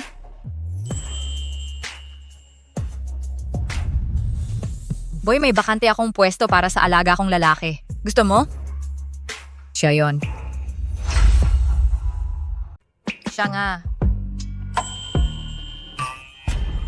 Evelyn, ganyan ka na ba kadesperada sa lalaki? Kahit waiter pinatulan mo. Evelyn, tingnan mo nga ng mabuti ang sarili mo. Matanda ka na, wala ka nang dating. Gusto ka ba talaga niyan? Oh, gusto ko. Miss, ang pangako, dapat to pa rin. Mula ngayon sa'yo na ako. Huwag kang mag-alala. Madali lang akong pakisamahan. Ikaw, Evelyn, kayong dalawa. Evelyn, tama na yung kalokohan mo. Dapat alam mo ang limitasyon mo. Lumuhod ka at humingi ng tawad ngayon din. Kung hindi, pagdating ng panahon na magmamakaawa ka, hindi na ako lilingon sa'yo. Ayos, ganyan. Huwag ka nang lumingon. Mag-aalala pa ako kung lilingon ka. Matanda at pangit ka naman talaga. Kahit yung mukha mo, nakakahiya para sa kanya. Ikaw! Katawa-tawa. Katawa-tawa ito. Michael, ito ba yung babaeng pakakasalan mo? Walang hiya talaga. Wala ka bang pakialam sa pangalan ng pamilyang Hart? Dad, ako. Tumayo ka ng tuwid. Nasaan ang tibay ng loob mo? Kaya naman pala, kahit babae, kayang-kaya kang apihin. Kunin mo yung inihanda ko. Honey, nag-aaway lang yung mga bata. Pwede bang huwag na nating palalain? Kunin mo na!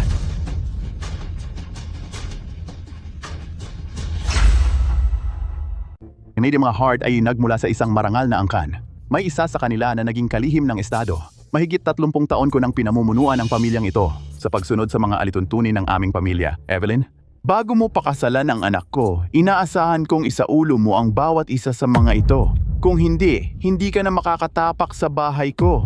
Mga alituntunin ng pamilyang Hart, paunang salita. Una, ang mga asawa ng pamilyang Hart ay hindi lalabas sa publiko. Pangalawa, hindi ka dapat kakain sa hapag. Ano to? Pinaglipas ang panahon. Anong katarantaduhan yan? Ang lakas ng loob mo. Tumahimik ka, huwag mo siyang takutin. Sir, ang mata mo ba ang may problema o ang tenga mo? Hindi mo ba narinig na sinabi niyang ayaw niyang pakasalan ang anak mo? Ha, siguro ang utak mo ang may problema, gaya ng anak mo na mamana sa pamilya, kawawa ka naman. Anong kalokohan ang pinagsasasabi mo? Tigilan mo. Evelyn, alam ko, Michael, ito na ang huling babala ko. Wala nang kalokohan. Bayaran mo ang pera at umalis ka sa harap ko. Kung hindi, maghanda kang makasuhan. Umalis na tayo. Nakakagalit! Nakakagalit talaga ito! Mike, ayos ka lang ba? Masakit ba?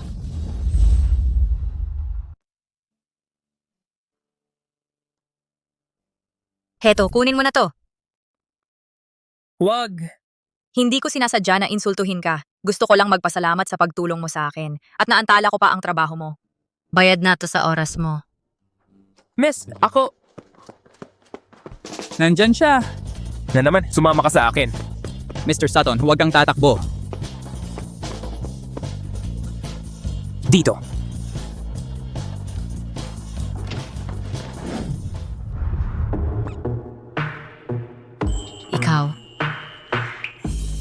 Ikaw ay... Huwag kang magsalita. Umalis na sila. Pwede mo na ba akong bitawan?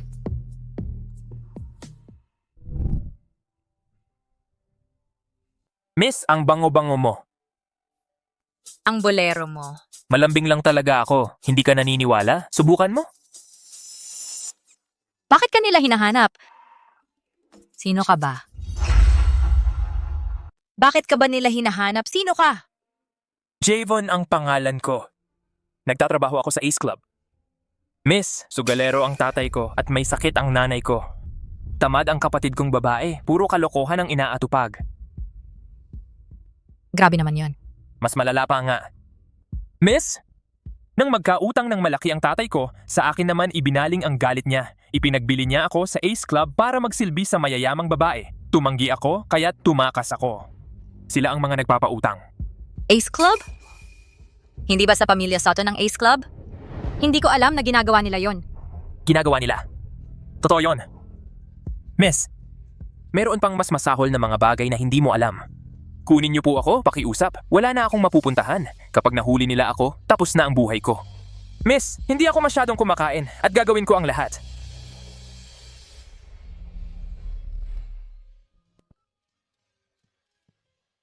Miss Reed, hindi ba't naghahanap ho kayo ng yaya? May nirekomenda ang ahensya. Gusto niyo ho bang tingnan? Ipadala mo sa akin ang mga detalye. Pasensya na, hindi ako basta-basta tumatanggap ng tao, pero kunin mo muna itong pera. Miss, hindi pera ang habol ko. Kunin mo na ako. Magaling ako sa mga gawaing bahay. Tutulong ako sa lahat ng gawain. Hindi ka magsisisi. Kayang-kaya ko lahat. At higit pa riyan, hindi lang sa gawaing bahay. Protektahan pa kita sa mga manyakis. Pinakamahalaga. Gwapo ako. Mas gaganda pa ang araw mo kapag nakikita mo to. Kung ganoon ang pagkasabi mo, mukhang maganda nga yan. Pero, walang pero-pero. Miss, ako si Javon. Ikaw naman? Evelyn. Evelyn? Ang ganda ng pangalan mo.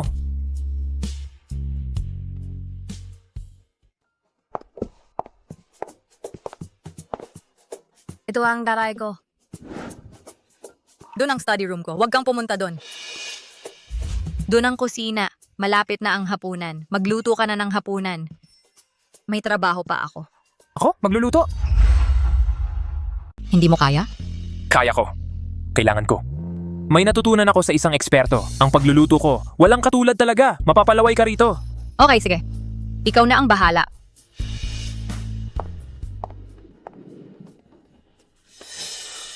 Hello? Pare, tulungan mo ako.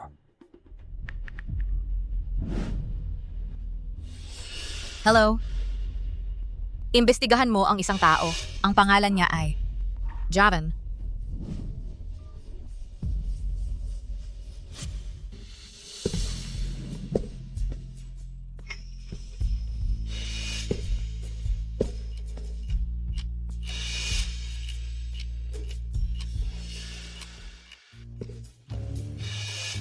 Nandito ako sa pinto. Huwag kang kakatok. Iwan mo lang sa pinto at umalis ka.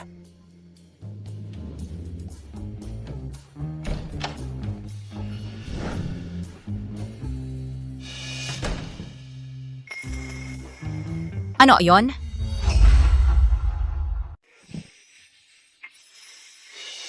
Nagtatapon lang ako ng basura tapos nasa trabaho. Halos. Magpahinga ka muna. Handa na ang hapunan sa loob ng 10 minuto. Sige.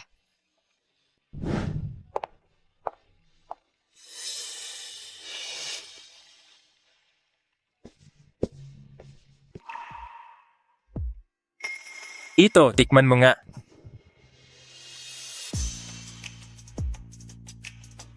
Ang lasa nito, parang sa Oaklet. Evie, sa totoo lang ako. Nagtrabaho ka sa Oaklet, no? Tama. Doon ako nagtrabaho kasama ang mom ko mula noong 10 taong gulang ako. Kaya pala. Ito, kumuha ka ng hipon. Salamat. Kain na.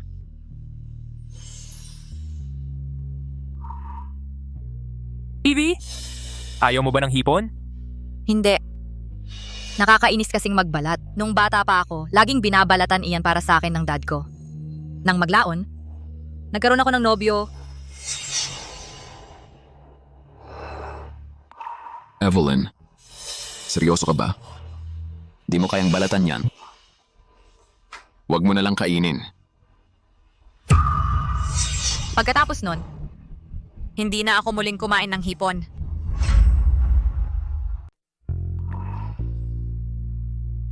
Heto na. Tikman mo. Huwag mo nang intindihin. Hindi naman ako maselan. Hindi nga. Hipon lang naman to. Hihimayan kita ng hipon habang buhay. Para sa'yo to. Salamat sa pagtanggap sa akin. Mahal kita, ha? So hindi naman pala mahirap yon. Ayaw lang talaga niya. Sige, tama na yan. Kain ka na. Lalamig yan.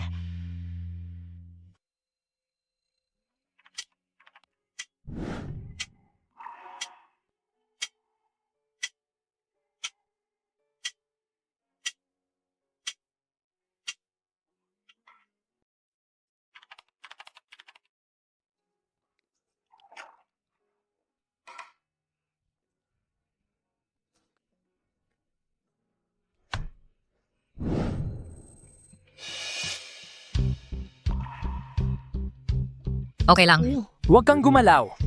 Evie, magaling ako rito. Pangako yan. Kumusta? Gumaan ba ang pakiramdam mo? Gusto mo bang mas madiin? Mas mabuti na ngayon. Magpahinga ka na. Hindi ako pagod. Makita lang kita. Lumalakas na ako.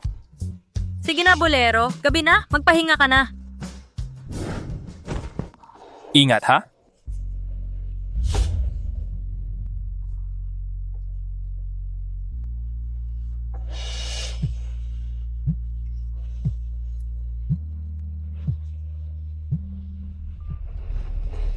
Miss Reed, may impormasyon ako tungkol kay Javon. Na-email ko na sa'yo ang file. Okay. Natanggap ko na.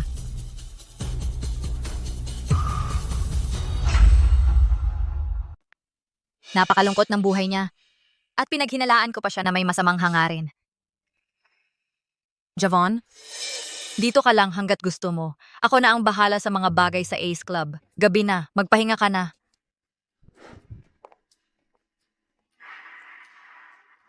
Buti na lang handa ako. Hello? Pakisuyo nga. Kumuha ka ng takeout sa Oaklet at i-deliver mo sa address na ipinadala ko sa'yo at mag-set up ka ng bagong pagkakakilanlan para sa akin. Particular.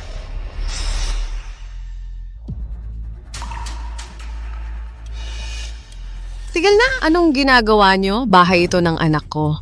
Ma'am, huwag po kayong humarang sa amin. Nilustay ng anak niyo ang pondo at ayaw magbayad. Naghain ng demanda si Miss Evelyn sa ngalan ng kumpanya. Ang lahat ng ari-arian sa ilalim ng pangalan ng anak niyo ay kinumpis ka na. Na-blacklist din siya dahil sa kawalan ng katapatan. At isa pa, may karapatan si Mr. Reed na magsampa ng kaso laban kay Mr. Hart. Malaking halaga ng pera ang nakasalalay sa kasong ito. Kung hindi makakabayad si Mr. Hart sa takdang oras, maaari siyang ipakulong ni Miss Reed anumang oras. Ano?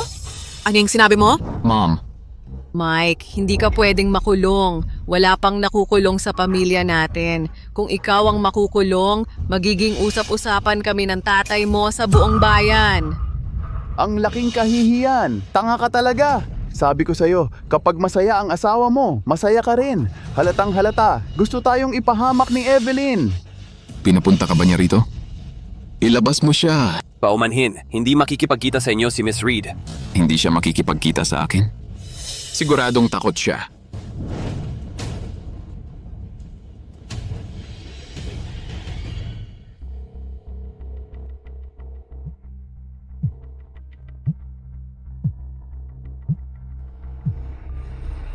Evelyn, hindi ka naman seryoso dyan. Maliit na problema lang yan sa relasyon natin. Hindi ganon ka seryoso. Isa pa, humingi na ako ng tawad. Kailangan mo ba talagang gawin ito sa akin? Makinig ka. Paalisin mo sila ngayon din o pagbabayaran mo to. Grabe ka. Michael, hindi mo mauunawaan ang pinsalang ginawa mo sa akin. Kung hindi ako binigyan ng langit ng pangalawang pagkakataon, ako'y magiging naubos at winasak ng tulad mo.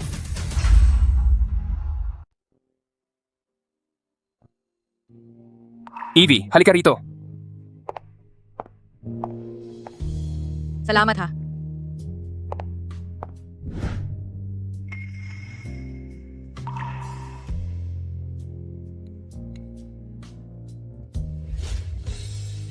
Tikman mo, ang sarap.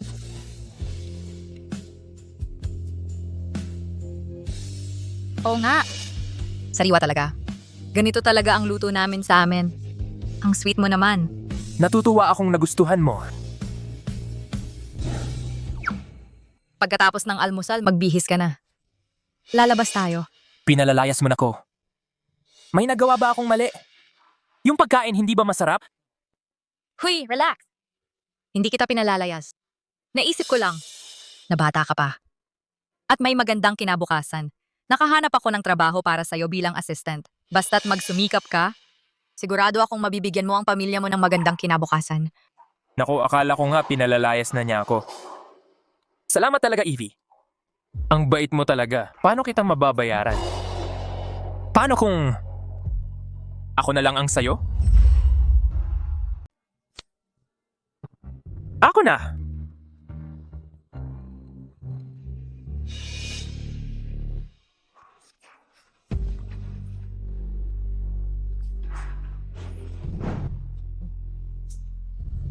Evie, anong nangyari? Jav, bata ka pa. Baka ang mga nangyari sa'yo noon ang naghubog sa ugali mong gusto mo lang maging masaya ang iba. Pero kailangan mong malaman, hindi lahat ng mabait sa'yo may ibang motibo. Mabait ako sa'yo dahil nalulungkot ako sa pagtrato ng pamilya mo sa'yo. Hindi mo na kailangang patuloy na gawin ito. Busog na ako, maghanda ka na. Aalis na tayo.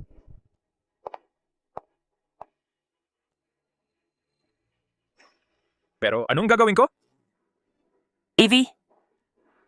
Oo, may ibang motibo ako. Tumabi ka. Gusto kong makita si Evelyn. Kailangan mo ng appointment. Kung wala, hindi ka makakapasok. Mukhang bago ka lang dito. Alam mo ba kung sino ako? Boyfriend ako ni Evelyn, ang CEO ng Mason Corp. Single si Miss Reed. Huwag kang magkunwari. At tumingin ka nga sa salamin. Hoy! Nandito si Miss Reed. Evelyn! Kumusta, Miss Reed? Reporter ako. Binabati kita bilang isa sa top 10 entrepreneurs. Gusto sana kitang i-interview. Kumusta, Miss Reed? Manager ako sa Oceana Corp. Naisa na naming makipag-usap sa'yo tungkol sa isang proyekto. Evelyn, kailan ka naging ganito kagaling? Kumusta Evelyn? Si Steve Logan ako. Hanga talaga ako sa'yo. May boyfriend ka ba? Kung wala, pwede ba akong maging boyfriend mo? Ay, may nanliligaw sa kanya. Boyfriend niya ako. Tigilan mo na yan. Steve Logan, ano? Hindi ko to makakalimutan. Tara na. Evelyn, kailangan kong makausap ka. Wala siyang sasabihin sa isang gigo katulad mo. Umalis ka na habang maaga pa. Ikaw ang dapat umalis. Si Evelyn ang kausap ko. Anong karapatan mo para makialam? Akin si Javon. Siyempre pwede siyang mang-istorbo sa'yo. Tungkol naman sa'yo, bakit ka nandito sa halip na magtrabaho ng mabuti para mabayaran ang mga utang mo? Evelyn, nagmamakaawa ako. 10 taon na tayong magkasama. Hindi ba pwedeng palampasin na lang ito? Palampasin? Paano naman ang nakaraan ko? Huwag kang magpanggap, Michael. Hindi ka nagsisisi, takot ka lang. Pero kailangang pagbayaran ang mga ginawa mo. Wala nang makakapagligtas sa'yo. Evelyn, tumabi ka. Tigilan mo na ang panggugulo sa kanya. Hindi ka nakarapat-dapat sa kanya. Baka palampasin pa ito ni Evelyn kung mauulit ito. Pero sisiguraduhin kong pagsisisihan mo ang bawat desisyong ginawa mo. Nakakatakot yan. Ikaw, maglagay ka ng karatula na nagsasabing bawal pumasok si Michael Hart. Opo, sir. Tama na yan. Isa ka lang palamunin, nakakapit ka lang sa kanya. Hinding-hindi magkakagusto si Evelyn sa isang batang tulad mo. Lalo na sa isang taong may dungis tulad mo. Ano naman kung palamunin ako? Ayos lang sa kanya. Ginawa mo rin yan. Sino ang nagsabi? Grabe, hindi ka panipaniwala. Pinapahirapan mo akong hindi ka gutay-gutayin. 10 taon na ang nakalipas, binayaran ni Evelyn ang tuition mo at ang renta mo. Pagkatapos mong graduate, nagtatrabaho si Evelyn ng araw-gabi para magkapera sa startup mo. At si Evelyn ang kumuha ng lahat ng kontrata ng kumpanya. Ano, hindi mo pa aminin na isa kang palamunin?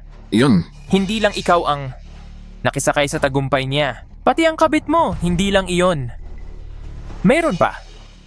Ni minsan, hindi mo pinasalamatan si Evelyn sa lahat ng ginawa niya. Ang kapal talaga ng mukha mo. Alam ko, narating ng Mason Corp ang kinaroroonan nito ngayon dahil kay Evelyn. Sa aming grupo, walang kwentang tanga si Michael. Kahihiyan talaga siya. Kalokohan. Hindi ko kailanman ginawa ang mga bagay na iyon.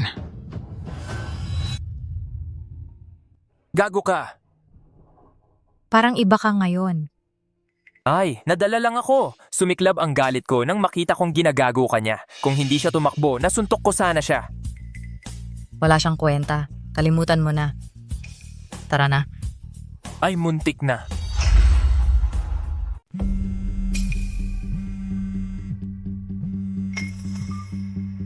Michael, pinatawad ka na ba ni Evelyn? Lahat ng mga legal na sulat ay nakarating na sa bahay natin.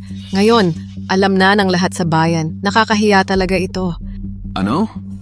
Evelyn, lumampas ka na. Hello, Mr. Blank. Ito si Michael Hart. Gusto mong ibagsak ang Mason Corp, di ba? Meron akong bagay na magugustuhan mo. Sige, magkita na lang tayo. Evelyn, huwag mo nang isipin na ilista ang kumpanya mo. Dahil gusto mo akong pabagsakin, huwag mo akong sisihin sa gagawin ko. Miss Reed, naagaw ni Mr. Blank ang Suburban Project. Ito na ang ikatlong proyekto ngayong buwan. Kung magpapatuloy ito, maaapektuhan nito ang anunsyo ng IPO. Binigyan ko siya ng lusot pero sumusobra na siya. Sige. Panahon na para turuan siya ng leksyon. Evie, oras na para mag-lunch. Mag-usap na lang tayo mamaya. Bantayan mo siya. Opo, ma'am. Dumating ka. Evie, masakit na naman ba ang ulo mo? Gusto mo ng masahe? Jav, dinala kita rito para matuto ng bagong skills. Hindi para maging personal assistant ko. Pero gusto kitang alagaan. Hindi mo ba gusto? Hayaan mo na. Gawin mo ang gusto mo. Kain na tayo. Hello. Alamin mo kung sino ang sumisira sa Mason Corp. Sino mang bumangga kay Evie, gugulpiin ko sila hanggang sa masira ang mukha nila. Naintindihan ko. Oh, siya nga pala. Kailan ka ba babalik? Malinaw na sinabi ni Mr. Sutton Sr. na sino mang magtago ng katotohanan sa kanya ay babalatan ng buhay. Javon, nasa peligro ako. Relax ka lang. Babalik ako ng may sariling pamilya. Magpapasalamat sa iyo si Lolo. Congrats, Mr. Blank. Nakuha na naman ang isang proyekto ng Mason Corp. Ganon din, susunod na ang paglulunsad ng proyekto sa Yate Island. Iyon ang pinakamataas na prioridad ng Mason Corp sa ikalawang hati ng taon. Kapag nakuha natin yan, kalimutan na ang pag-ring ng bell para sa IPO. Mawawalan ng lahat si Evelyn hanggang sa huling sentimo niya. Hahaha. Parehong patakaran, tulad ng dati. Ilipat ang pera sa aking account. Sige, may uutusan ako na kopyahin agad ang proposal.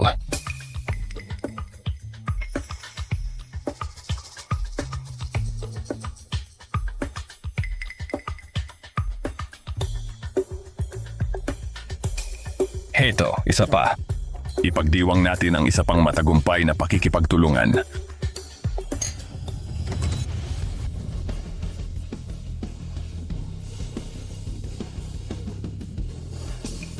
Ang pagbubukas ng champagne. Bago makakuha ng proyekto ay malas.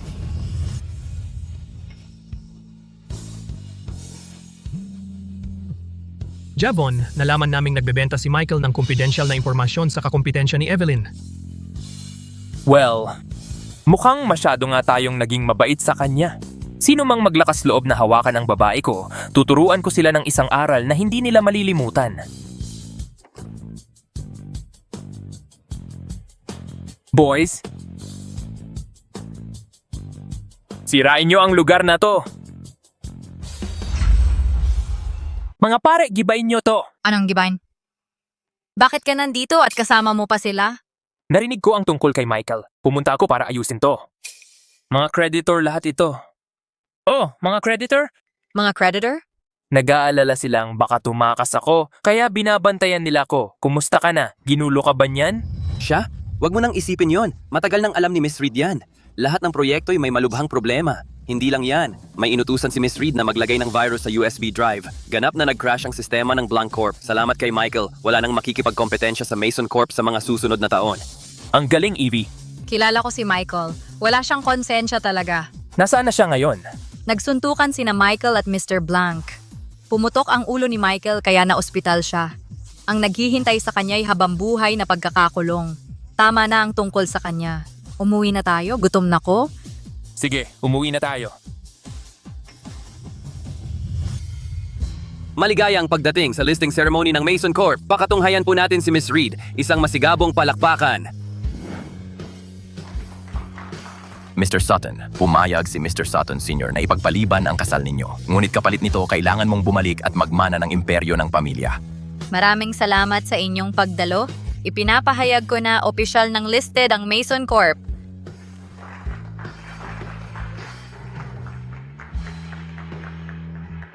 Hindi na ako babalik. Sabihin mo kay Lolo, may nag-ampon sa akin.